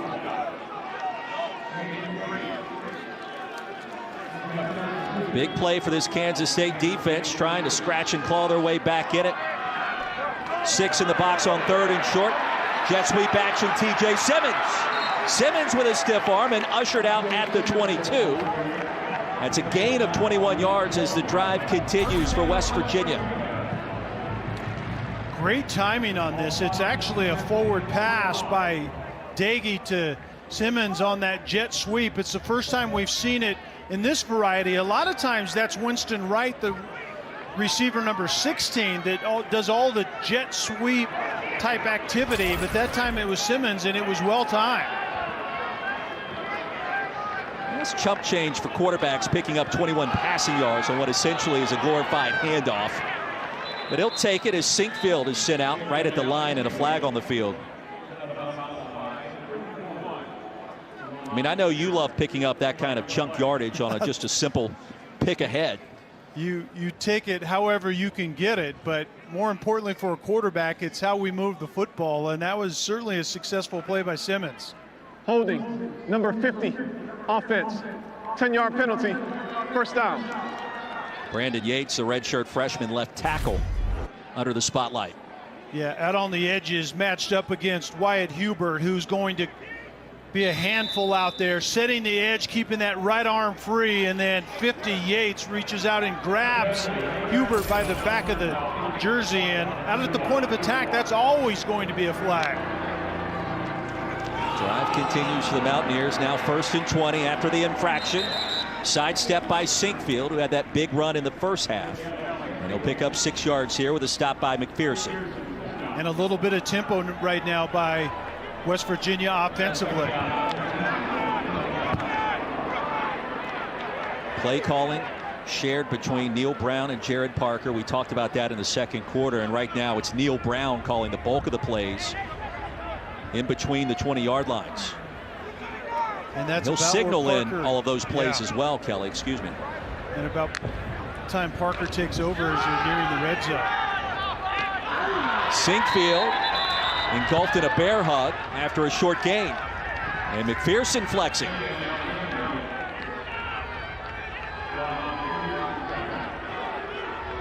McPherson is a big play, strong safety that is a massive hitter. He's also a big play guy, and right now Kansas State's team as a whole could use a big play out of their defense. Neil Brown telling us this week 31 for Kansas State was a big-time emphasis in their preparations for this game. He's got 6 tackles so far today. 3rd and long for WVU. Dagey, plenty of time. First down, West Virginia. Mike O'Loughlin the grab. Daniel Green the tackle, but not before he extends the drive with a gain of 16.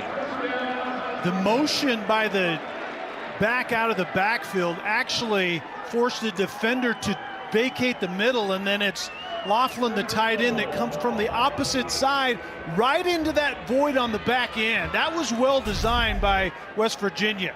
Watch him come into that void. That void is there because of the motion by the running back pre-snap. That's exactly how the pre-snap minutia works to have a successful play. Opening drive of our second half. Play action for Dagey. Back of the end zone and incomplete. Breaking open momentarily was Sean Ryan, the Temple transfer. It'll be 2nd and goal.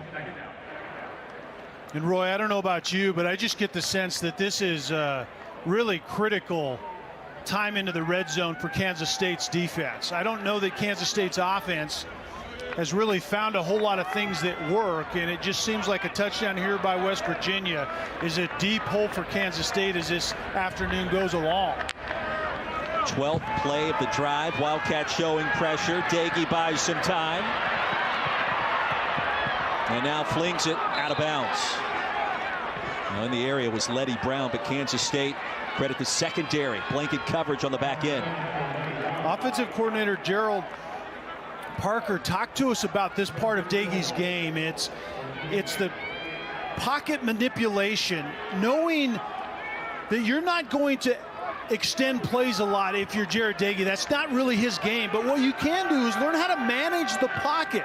That time he got everything out of that play without ever leaving the pocket, and then when he had to, he made a good decision by throwing that football away. Empty backfield on 3rd and goal as Brown motioned out. Pocket collapses. Dagey retreats and sends that pass out of bounds. Beyond the line of scrimmage, no intentional grounding in the field goal unit. Set to take playing surface here at Mountaineer Field. And really good defense. There was pressure up inside, and that pressure coincided with terrific coverage on the back end in that red zone situation. That was a vital defensive stand, I have a feeling, for Kansas State. Casey Legg on for the extra point for the injured Evan Staley, who went out with a lower body injury in our second quarter. And Legg, 2 for 4 on field goals last year, connects for his first attempt this season. So a 5-minute drive from 25 yards out. West Virginia on the board. All in action on ESPN networks today. Over on ABC right now, #1 Clemson in trouble. Minus Trevor Lawrence, trailing Boston College now by just 8 points. It's a 15-point deficit at halftime in Death Valley. Here West Virginia leads by 17 as Malik Knowles is tripped up short of the 30. And now for a look at today's powerful plays, brought to you by Duracell. Well, in the first half, we had a couple of interceptions to start the game to begin with. It was Mahone that ended up coming down with the second one. Fortune was the first one, but the two interceptions by one of the best defenses in the country and just very tight windows all along in coverage by West Virginia has made it tough sledding for Will Howard. No running game to speak of in that first half. Actually 33 rushing yards, which is really the capstone for Kansas State offensively. So you wonder, based on the coverage that we were seeing right there in those interceptions, where are the big plays going to come from with Kansas State here in the second half? Kelly adding to Kansas State's difficulty on this possession. A holding call will back up the Wildcats inside their own 10-yard line. Pair of freshmen in the backfield, a handoff to Deuce Vaughn, and it goes nowhere as we check in again with Kevin Connors. And Roy, the Capital One fan vote takes us to Death Valley, where Clemson's college football playoff chances could hang in the balance. Down 28-13, 4th and 1. DJ Uiagalelei on the RPO keeper, all set up by a big Travis Etienne kick return. It's an 8-point game. Interesting developments in Clemson, South Carolina. And it's interesting, too, to think about the playoff committee, which convenes for the first time next month, and how they would view a potential loss to BC minus Trevor Lawrence. The dump off to the fullback, Jax Deneen, and a quality pickup on 2nd and 9. And in the meantime, Kansas State offensively is going to have to work it just like they are right here. West Virginia is going to force Will Howard to make quality decisions, string together multiple good plays in order to get points, and checking it down to Deneen right there as a fullback is one of those type of plays. Where is the fullback gone in college football? 2020, you don't see a lot of big number 29s running around out there. Almost halfway through our third quarter as Howard cleans it out. We check in again with Dr. Jerry Punch. Yeah, Kelly Stauffer mentioned a moment ago that Kansas State had a total of 33 yards rushing in the first half. And Kelly, you read head coach Chris Kleinman's mind. Walking off at halftime, he looked at me and said, we have got to find a way to run the football. We got to be able to run the football that takes some of the pressure off of our true freshman quarterback. We can't run the ball. We're in trouble. So he said, we got to make that a priority here in the second half. And I think one of the ways that they can do that is more out of the RPO variety. Setting up with Connell screen, and it's going to be intercepted. Picked off Dylan Tonkery for the West Virginia touchdown. And talk about a backbreaker for Kansas State, and this West Virginia defense is legit in 2020.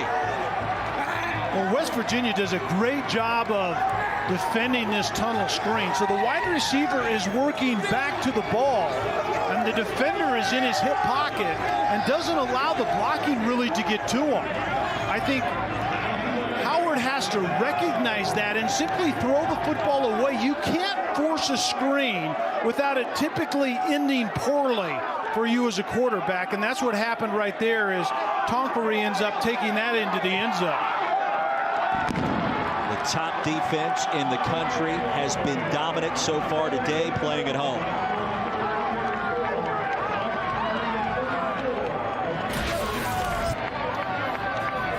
Pair of new defensive play callers, Jamal Adai, Jordan Leslie.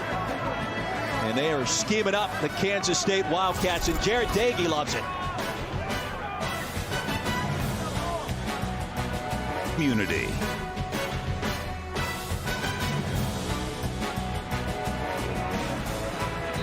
Well, Roy, in a perfect world, Brooks, the slot receiver, is supposed to peel off the cover guy of Taylor, which is Drayshawn Miller. He doesn't get a very good block, and that's the start of bad things. And then Tonkery is going to just sniff out the screen. You're supposed to retrace your steps. Tonkery initially started after the quarterback, retraced his steps, and found the football right in his lap. First career interception for Dylan Tonkery. Big day of college football as we send you back to Kevin Connors.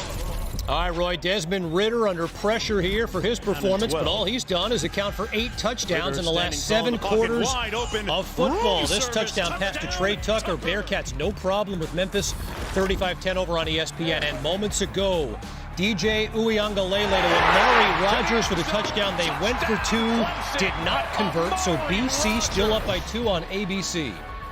Unbelievable on Halloween, no less. Trickeration across the board in college football. And don't forget, Cincinnati is legit this year under Luke Fickell. What an incredible job he's done resurrecting that program.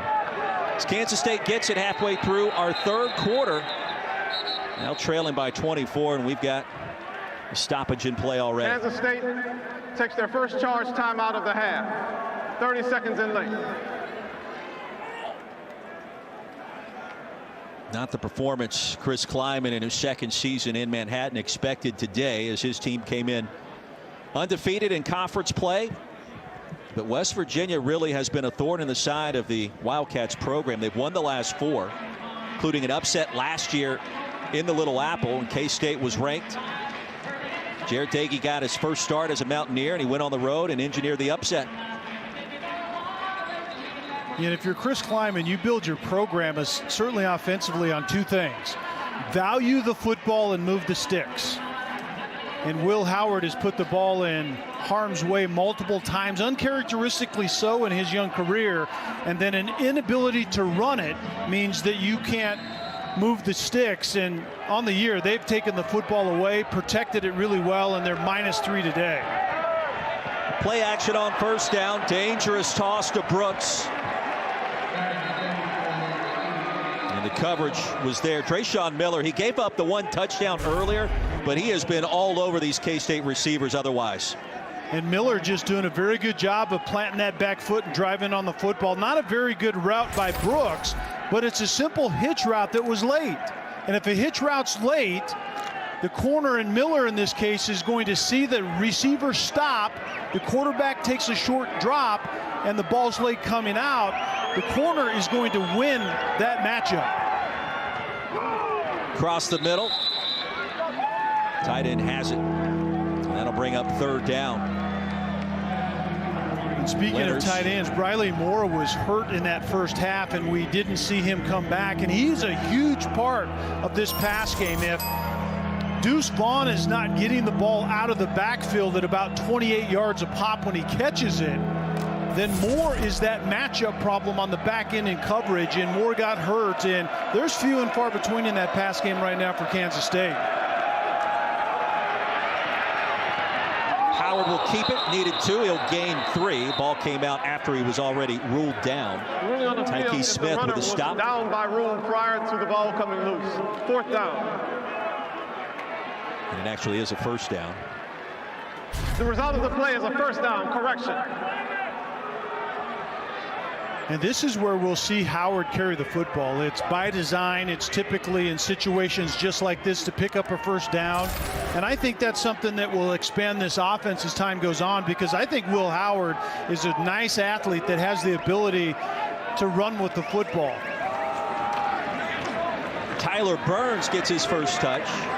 And you mentioned Will Howard. Here's a guy that had Ivy League offers coming out of high school.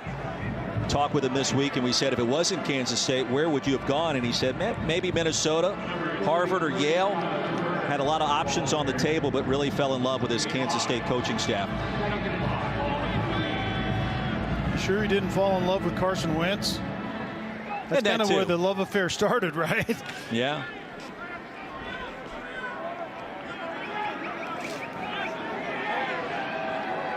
Courtney Messingham told us this week when Skylar Thompson went out, no one really blinked.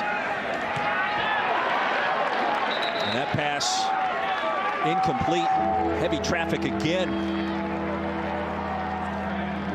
DJ Render was the intended receiver on a curl route, which is a timing route, and this ball's late. And when you're late against West Virginia's coverage, they're going to have eyes on the quarterback and break on the football. And the ball is late coming out with the young quarterback, and that's happened multiple times today.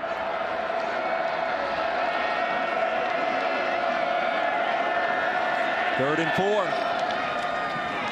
Slant. First down, Phillip Brooks. Stopped at the 47. So a gain of 10 as Sean Mahone stopped him dead in his tracks, but that'll keep the drive moving for the Wildcats. And that's really what it's going to take. First of all, that's what West Virginia forces it to do. Phillip Brooks is going to run just inside into that window. Show your numbers to the quarterback as you get in that void, but then the ball has to come out on time just like that. That was great timing. Will Howard has been late multiple times today, and it's gotten him in trouble. Quick strike, Brooks, second catch in as many plays. Into plus territory. Dante Stills belted him down quickly. Gain of 8. Roy, you get the sense of what it takes to be successful against West Virginia's defense. It takes a lot of good plays being strung together in order to get points. West Virginia forces you to be efficient offensively, and Kansas State typically has been that, but they haven't been that this afternoon. Officially a gain of 7. Howard back to the air, and he's going to be brought down behind the line. The Stills brothers have been major weapons this year. It was Dante Stills that got to the quarterback first that time. And Dante is the slightly bigger Stills brother that certainly knows how to get after the quarterback. He's going to actually work his way up inside, and Stills will do that. Dante will move around a little bit. He's more of a prototypical defensive end. That time he slides down inside, and then it's a really decent pass rusher on an inside offensive lineman, and Stills wins that one. After a loss of 8, another sack. Mesidor got there, Akeem Mesidor, the freshman from Canada.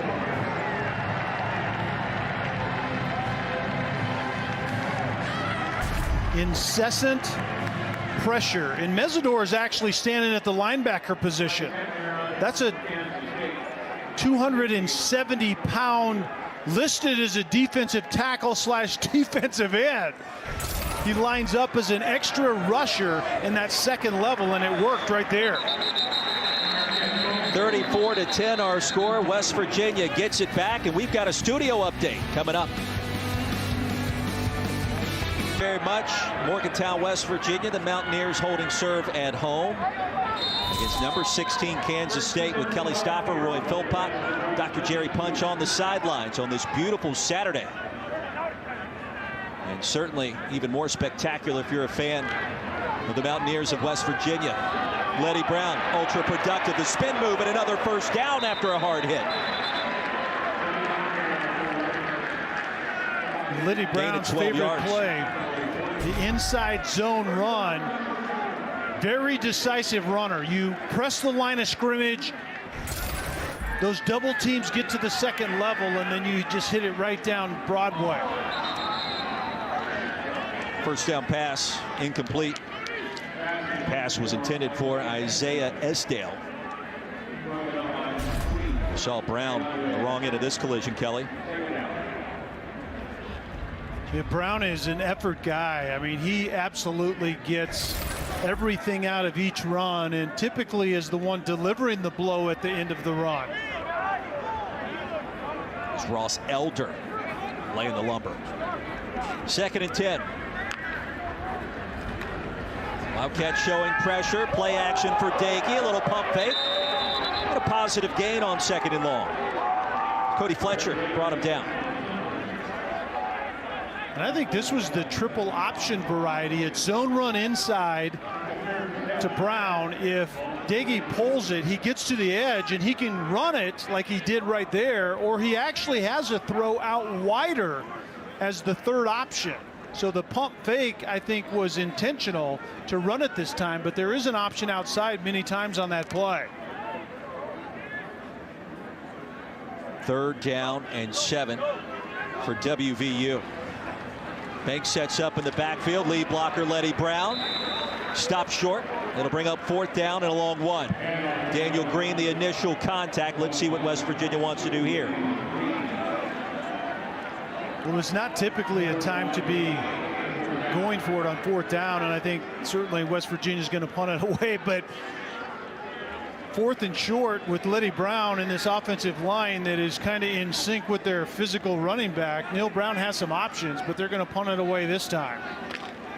They did fake a punt last week in Lubbock as Winston Wright took a jet sweep for a first down. They won't do it here.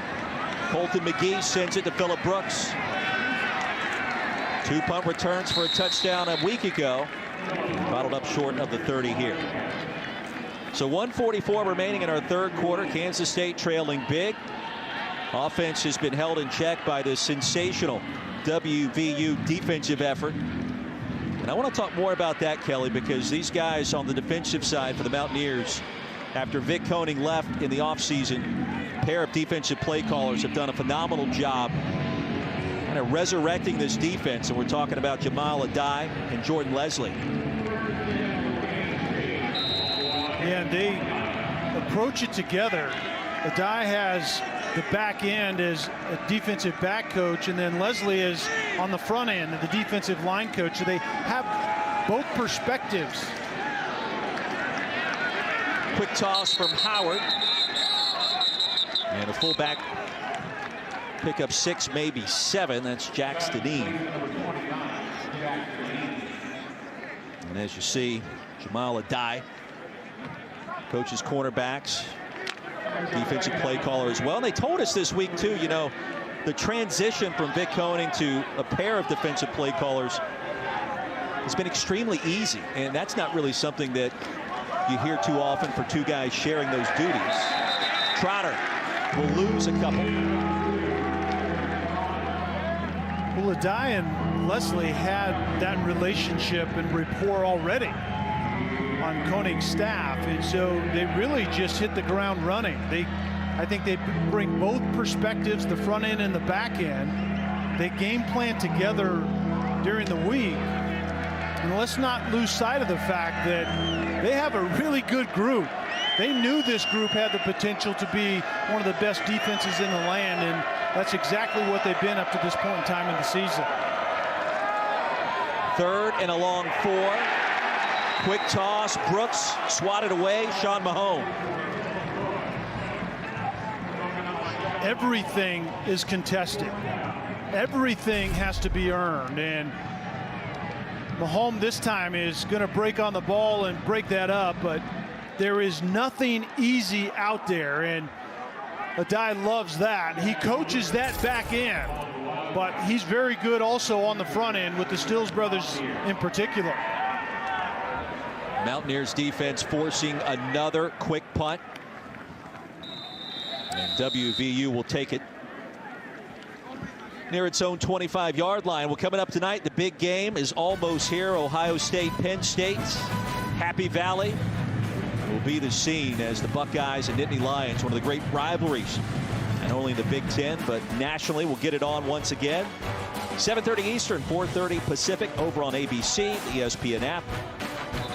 And all sorts of impact games in terms of the college football playoff coming up. Clemson's got to get past Boston College today first. Yeah, no question about that. And what kind of condition is Wisconsin going to be in going forward? With the quarterback Mertz out indefinitely in COVID protocol. So, you know, COVID is the one winning the battle in a lot of those matchups currently. And yet we continue to play, and it's been a great start, a fascinating start in 2020 on the gridiron. Justin Hughes makes the stop after a short gain for the Ears. Time winding down in the third quarter. Mountaineers going to add 10 points to their halftime advantage. Island Pushkar Stadium at about 20% capacity. The pick 6, Dylan Tonkery, and the lead is 24 with 15 to play in Morgantown.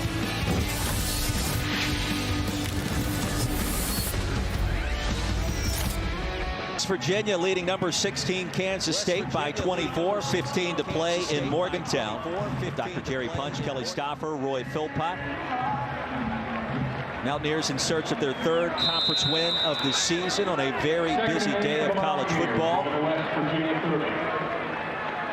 And they'll have it on 2nd and 8 from their own 30-yard line. Sinkfield stopped after a gain of 2, maybe 3.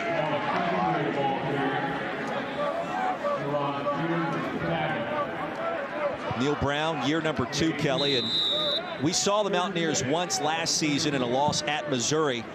Identity of the offense really was Hard to figure in that time. He'd only coached for a couple of games, obviously.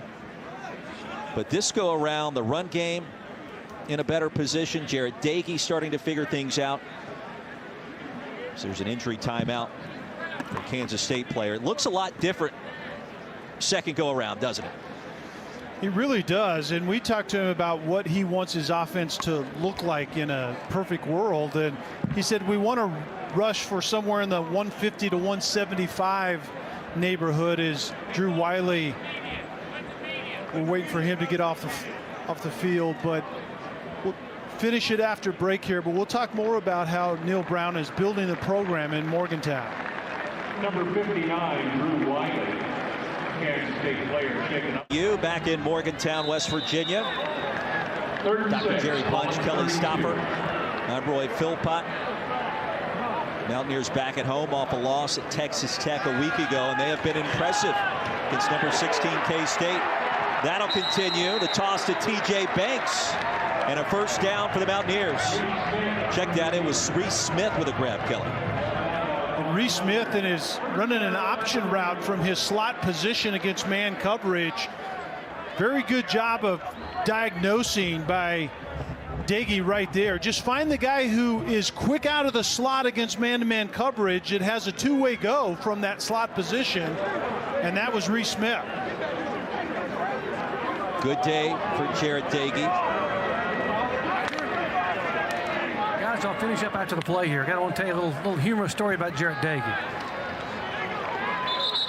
Letty Gain dropped for a loss. Like Dr. Jerry Bunch. Yeah, it seems like during the quarantine, Neil Brown told the players, use whatever means you can to stay in shape, be ready to play. So Jarrett Dagey was home.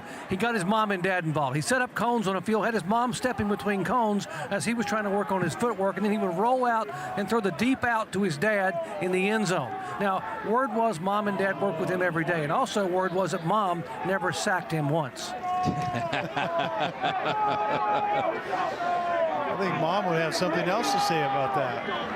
Well, quarantine was a difficult time, but you do what you have to do to get better. And we've heard a lot of stories like that across college football since we got cranked up last month.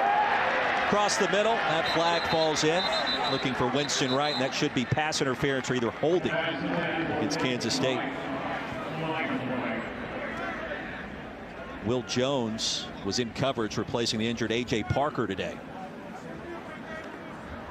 Holding, number 76, offense, 10-yard penalty, second down.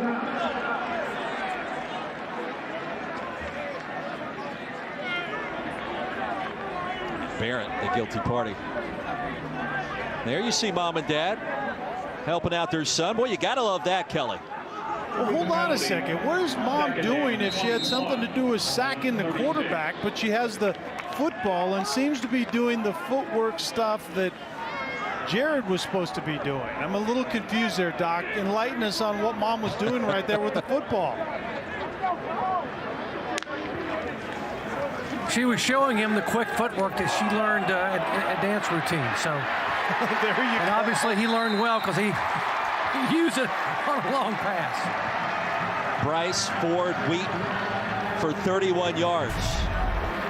And this is a part of the pass game that hasn't existed consistently this year. It's run it physically inside, control pass game, the RPO, and then take advantage of opportunities when they present themselves outside against press coverage, as Ford Wheaton does right there.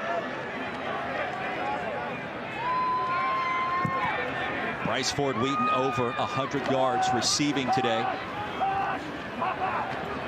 Another punishing run by Letty Brown. He's over the century mark as well.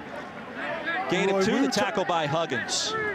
We were talking about Neil Brown and how he's putting together this offense. Last year they couldn't run it a lick. They were 128th out of 130 teams in the country.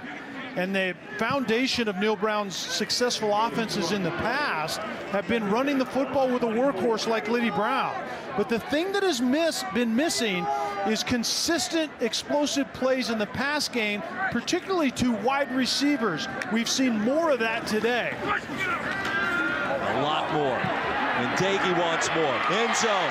Who else? And it's incomplete. Well, Bryce Ford Wheaton in that 6'3" frame got a couple of paws on it, couldn't haul it in.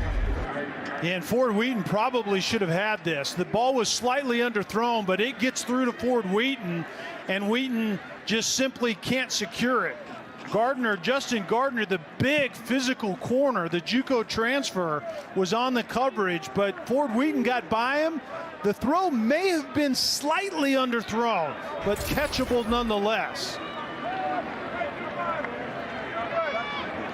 12 to play. Mountaineers threatening again already, leading by 24. Delayed give to Brown with a crease and a first down. Lenny Brown all the way down to the 11-yard line. There is a flag on the field as we check the infraction. Holding, number 50, offense, 10-yard penalty, 3rd down. And this is the left tackle, Brandon Yates, again on the hold. I believe that's Yates' 2nd hold, but this is a play where Neil Brown called his team out in that run game as well. It's the draw in 3rd down situations or long yardage situations, and Lenny Brown has the ability to run this well. It isn't always just a north and south play, and Brown bounced it that particular time as he should have, but Yates got called for the hold nonetheless. Relatively clean game for the Mountaineers so far, facing 3rd and 18 though after that last penalty. Daggy, pocket collapses, the dump off is there to Brown. And you know, West Virginia, Kelly, really suffered massive case of the dropsies, as you called it, this week, the last couple of weeks. Receivers and the backs have been much stronger with their hands today. Neil Brown told us this week, look, that's been an emphasis. We're not going to shy away from it. We got to catch the football better, especially after what happened in Lubbock last weekend. Yeah, and I think the receivers have done a really nice job today. It's not only catching the ball well, but well-placed balls that have allowed the receivers to have yards after the catch. Is, I believe right now, Neil Brown is debating whether he wants to go for it or not. Maybe just let the clock run down and take the field goal. West Virginia takes their first charge timeout of the half. Now the starting kicker, Evan Staley, is out. We'll see what Neil Brown elects to do after this. Defensive line for West Virginia with pocket protection, brought to you by Nationwide, Kelly. Daggy has played really well today, but he's been protected really well. Prototypical pocket. Find Jennings on the back of the end zone line for a touchdown, and then the same thing here, protection. Siegfeld steps up to help, and also the quarterback Daggy steps up in the pocket, throws off a platform accurately to Winston Wright for the touchdown. Good protection, good route running, and good decision making by Jared Daggy. So out of the timeout, 4th and 12, and Neil Brown's going to utilize his backup kicker, Casey Legg, for a 45-yard field goal attempt. Coming on for the injured Evan Staley.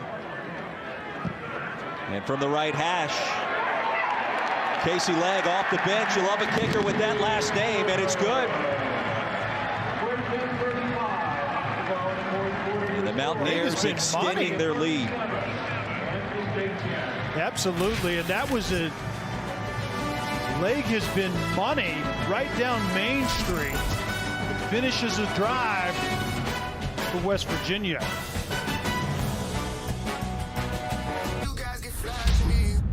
MLS Soccer Sunday returns. It's an Eastern Conference matchup for playoff positioning. 3rd place Columbus. The Crew are going to host 1st place Philadelphia Union. That's tomorrow, 3:30 Eastern, 12:30 Pacific on ABC, ESPN Deportes, also the ESPN app. Major League Soccer presented by Audi. Back in Morgantown. Score tells the story. Kelly Stoffer, Roy Philpott, Dr. Jerry Punch on hand on a brilliant afternoon for college football in the rough and rugged Big 12. After the field goal extends the Mountaineers lead, K-State gets it as Brooks takes it out. And quickly sandwich at the 15 as we check in again with Kevin Connors. All right, Roy, Travis Etienne passed NC State's Ted Brown to become the all-time ACC rushing leader. He's given Clemson the lead as well. The Tigers outscoring BC 19-0 in the second half. They've allowed just 39 yards Clemson leading over on ABC. Meantime, Charlie Brewer coming off a 2-touchdown performance against Texas a week ago. Baylor and TCU next here on ESPN2. Roy? Kevin, we appreciate that update.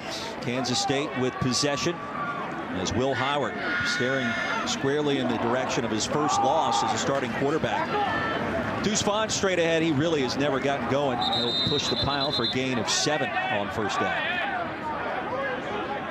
Yeah, Deuce Vaughn has really been the big play guy in this offense.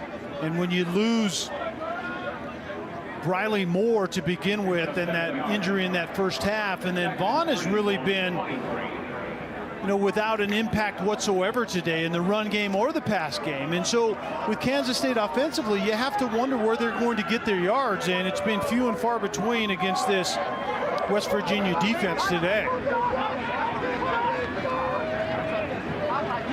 On 2nd and 3, Howard sends it deep and incomplete. Taylor the intended target. You mentioned Deuce Vaughn, only player in the country, Kelly, with over 300 yards rushing and receiving coming into this game today. And to get absolutely no production from him, tip of the cap to the WVU defense. They've done a great job against an ultra explosive player. Yeah, and you look down the road, West Virginia's defense is probably the best in this conference, and then you have Oklahoma State that's playing really good defense, and Iowa State the next 2 weeks. And so if a defense is good enough to make you somewhat one-handed and force you to have explosive plays in the pass game, Kansas State, can you do that? And today that hasn't happened. Howard to Brooks, that'll keep the drive going. Stopped at the 41-yard line. Roy, I look at the receiver group for Kansas State, and there isn't anyone in that list that really scares me in terms of coverage.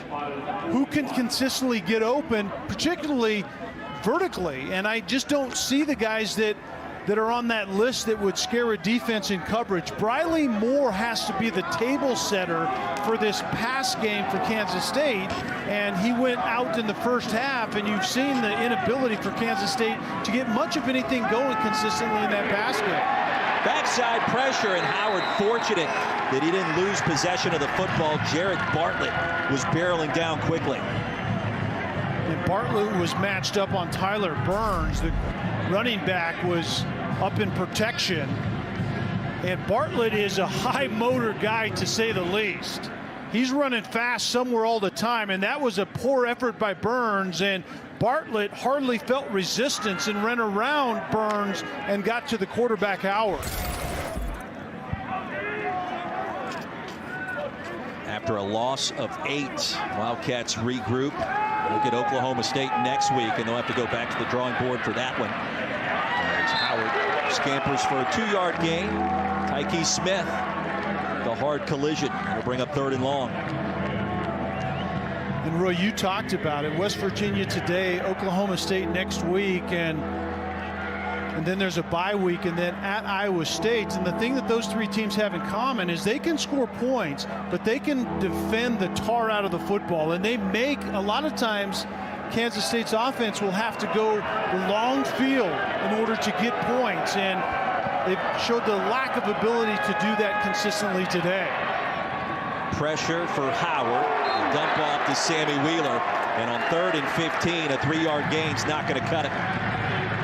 Josh Chandler, Samito.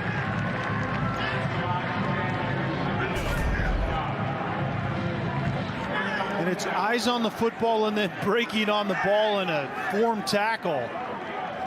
Chandler's Samito ends up breaking on the ball, but I saw this on tape and was impressed, but it's more impressive to see it live and in person, is watching this defense. They are well coached, and they are hair on fire type guys. Ty Zitner will punt it away. It'll take a Kansas State bounce. The Mountaineers will have it under 7 to play. All WVU at home.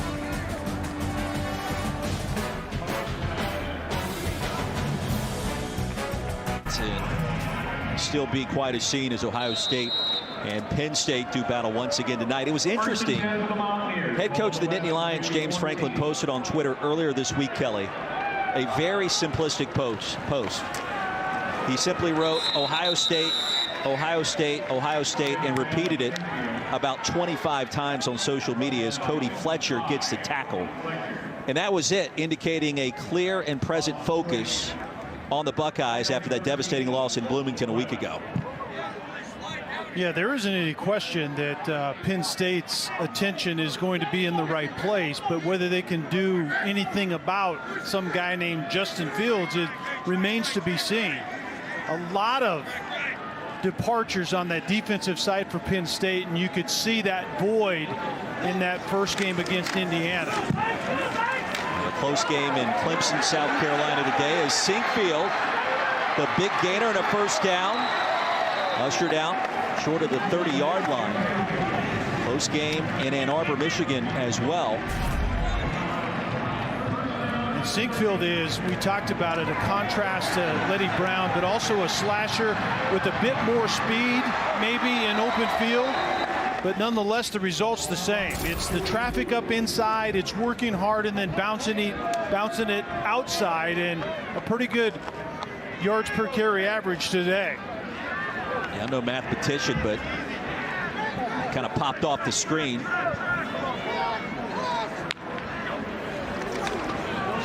Interesting to see what develops in Happy Valley tonight. Sinkfield barrels ahead as we check in with Kevin Connors once again. And Roy, you touched on it. Mel Tucker's team turned it over 7 times in a loss to Rutgers last week. They have 0 turnovers today. They also have a 10-point lead. Connor Hayward, TD run. Paul Bunyan's trophy on the line, and right now Sparty looking at it. 10-point lead, 5 minutes to go. Roy? What a win that would be for first-year head coach Mel Tucker, coming in from Boulder, Colorado, of all places, after an upset against Rutgers, as KC reference. And then you go back and you beat Michigan, who blasted Minnesota on the road last week. Are you kidding?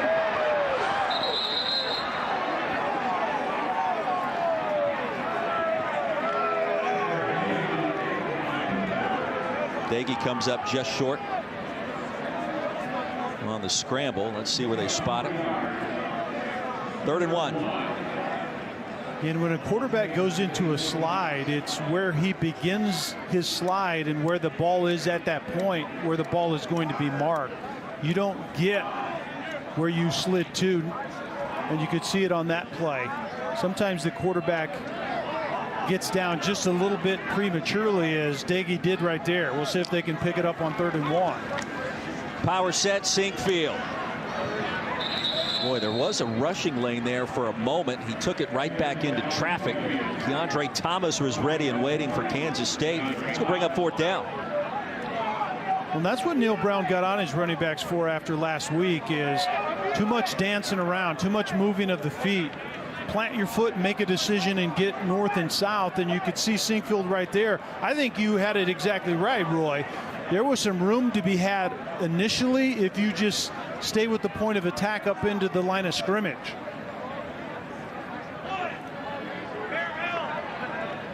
Chain gang will make their way across the field, plus territory now for West Virginia. Mountaineers have dominated this one. The defense has led the charge if you're just tuning in. Quality start for Jared Daggy. He's going to improve to 2-0 against Kansas State.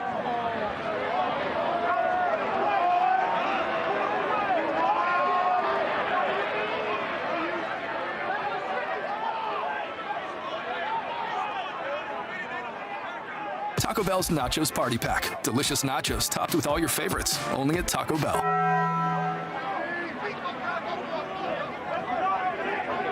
4th and a half an inch. Yeah, a couple of chain links, literally.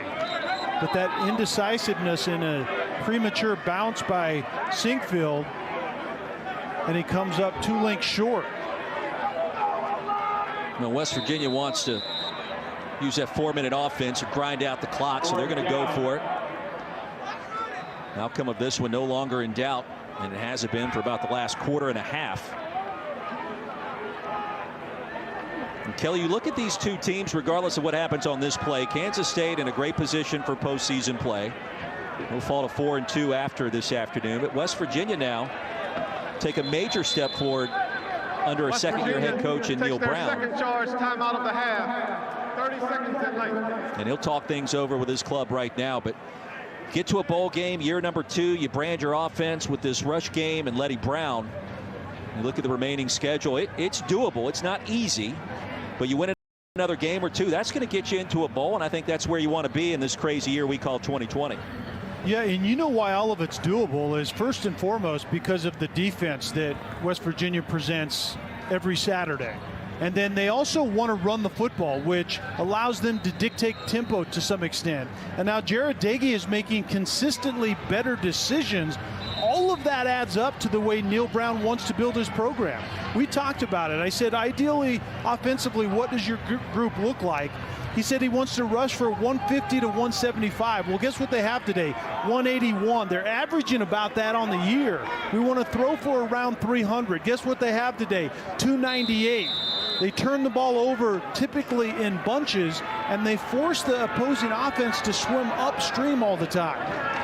Dagey on 4th and short, and that'll move the sticks. And Dr. Jerry Punch, Neil Brown doing a great job in year number 2. Now he'll improve to 4-2 this season. Hey guys, at halftime, I talked about Neil Brown going in. He had to be pleased with his offense and his defense at the half. So what do you say to your players? You know what he did? The one word we heard more than anything in the locker room throughout the half was the word Oklahoma. He said that to the players. He said it to the coaches. He wanted to remind his team that this team they're playing today was down by 21 to Oklahoma, and these guys just don't quit. Over and over and over said Oklahoma, and I think it worked. Yeah, I think it's worked to perfection. Approaching 3 to play. Sink field, gain a yard. And for Kansas State, Kelly, you mentioned it, the rest of the schedule, Oklahoma State, a showdown next week, and the top of the Big 12 standings will be at stake there. Chris Kleiman has rebranded this team, it feels like, under the old ball coach, Bill Snyder, and kind of what he did in Manhattan for all those years. It's almost like a new age version of it, despite this loss this afternoon. I think that's a great way to put it. You keep the best of the traditions of the past, which is special teams and you can see right there, those 4 wins, they had to fight for those. They had to come back in a couple of instances. And you have the ability to come back when you're sound in every aspect of the game, and that's how Chris Kleiman is building this program. As we see another run up the middle by Sinkfield, it's keeping the best of Bill Snyder, which is special teams always have to fall in your favor. And then defensively, you need to be sound and you need to tackle extremely well. Offensively, run the football and value every possession. And that was the difference in many ways today, is Will Howard just threw the ball in harm's way all too often, and they could not run the football. So going forward, that obviously is something that's going to have to be corrected. Time winding down in Morgantown. And the jet sweep for a short gain. Don't forget about Big 12 Now on ESPN Plus. It's a must-have for all Big 12 fans. Tuesday, you'll get Chris Kleiman's press conference. He'll break down everything from this game today against West Virginia. Plus, there's Mountaineer women's volleyball Friday, 6 Eastern. WVU takes on Iowa State. And each Thursday, of course, you go all access with Okie State. Our time, Oklahoma State football. Unprecedented footage, sounds from players and coaches. If you're a Big 12 fan, you got to have it. Sign up today at ESPNplus.com/Big 12. The Mountaineers sending a statement with this score. It'll be West Virginia's first win against a ranked opponent in more than 2 years. That encompassed 7 straight losses to ranked foes. Last win was against Texas back in 2018. So, Kelly, always good to get off the schneid to that regard. In many ways, we saw how Kansas State wants to play complementary football with their win over Kansas last week. Special teams were huge. You had some turnover or takeaway points by the defense. You ran the ball well. West Virginia is really playing their style of football today. A defense that can be overwhelming for an opposing offense, and controlling the ball through a run game as they press in on 190 yards today. Good decision making by a quarterback in Daggy. And so this is really in many ways who Neil Brown wants to be in his program going forward.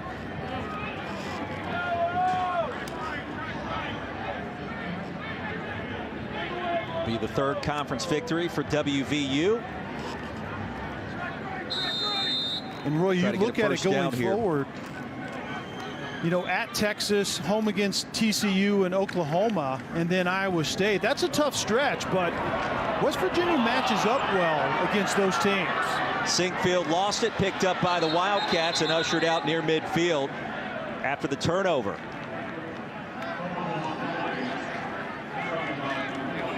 We'll send you now to the studio. Kevin Connors. Hi, Roy. An update on things in Death Valley. 4th and 3. Boston College down 4. Going for it. Dennis Grossell, Hunter Long. That is a first down. BC stuck in another 4th and long right now. It's a 4-point Clemson lead over on ABC. Tick, tick, tick, tick, tick in Death Valley. Hunter Long's one of the best tight ends in the country. If you haven't heard that name before, get used to it, especially with the way Boston College likes to throw it around the park. Last fumble picked up by K-State. Gaines is the one that had it. Nick Oss onto the field, a 6'5", 219-pound junior.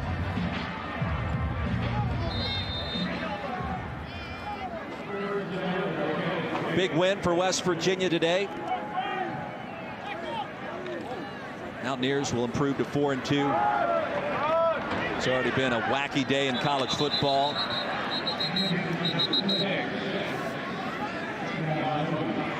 And we'll have TCU and Baylor as soon as we're done here. Personal foul, face mask, number 42, defense, 15-yard penalty, automatic first down.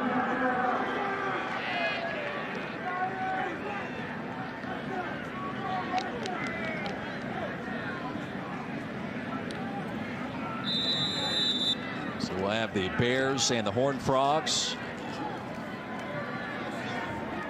Updates from around the nation. Big game tonight, Ohio State and Penn State. We'll see if Clemson can hold on over on ABC against Boston College. And it's that time of year. You get to Halloween night and you expect the unexpected. We'll see if that happens in Happy Valley this evening. Short gain for Keon Mosey, his first carry. Halloween night seems like the tailor-made holiday for COVID 2020 in college football. There isn't any question. I think that list of intangibles that are in play because of the COVID season we're in the midst in, you just don't know what next week is going to look like. Just ask Clemson as they're playing without their star quarterback. But those stories are pervasive over college football. So the landscape changes dramatically from one week to the next. Should be the final play of this one. A huge win for West Virginia at home. Mountaineers will improve to 4-2. Wildcats will lose their first Big 12 game of the year. They also will fall to 4-2. 27-point win for Kelly Stauffer and Dr. Jerry Punch, our producer Greg Pike, our director Jimmy Lee Starling. I'm Roy Philpott saying so long from Morgantown as we send you now to the studio. Here's Kevin Connors.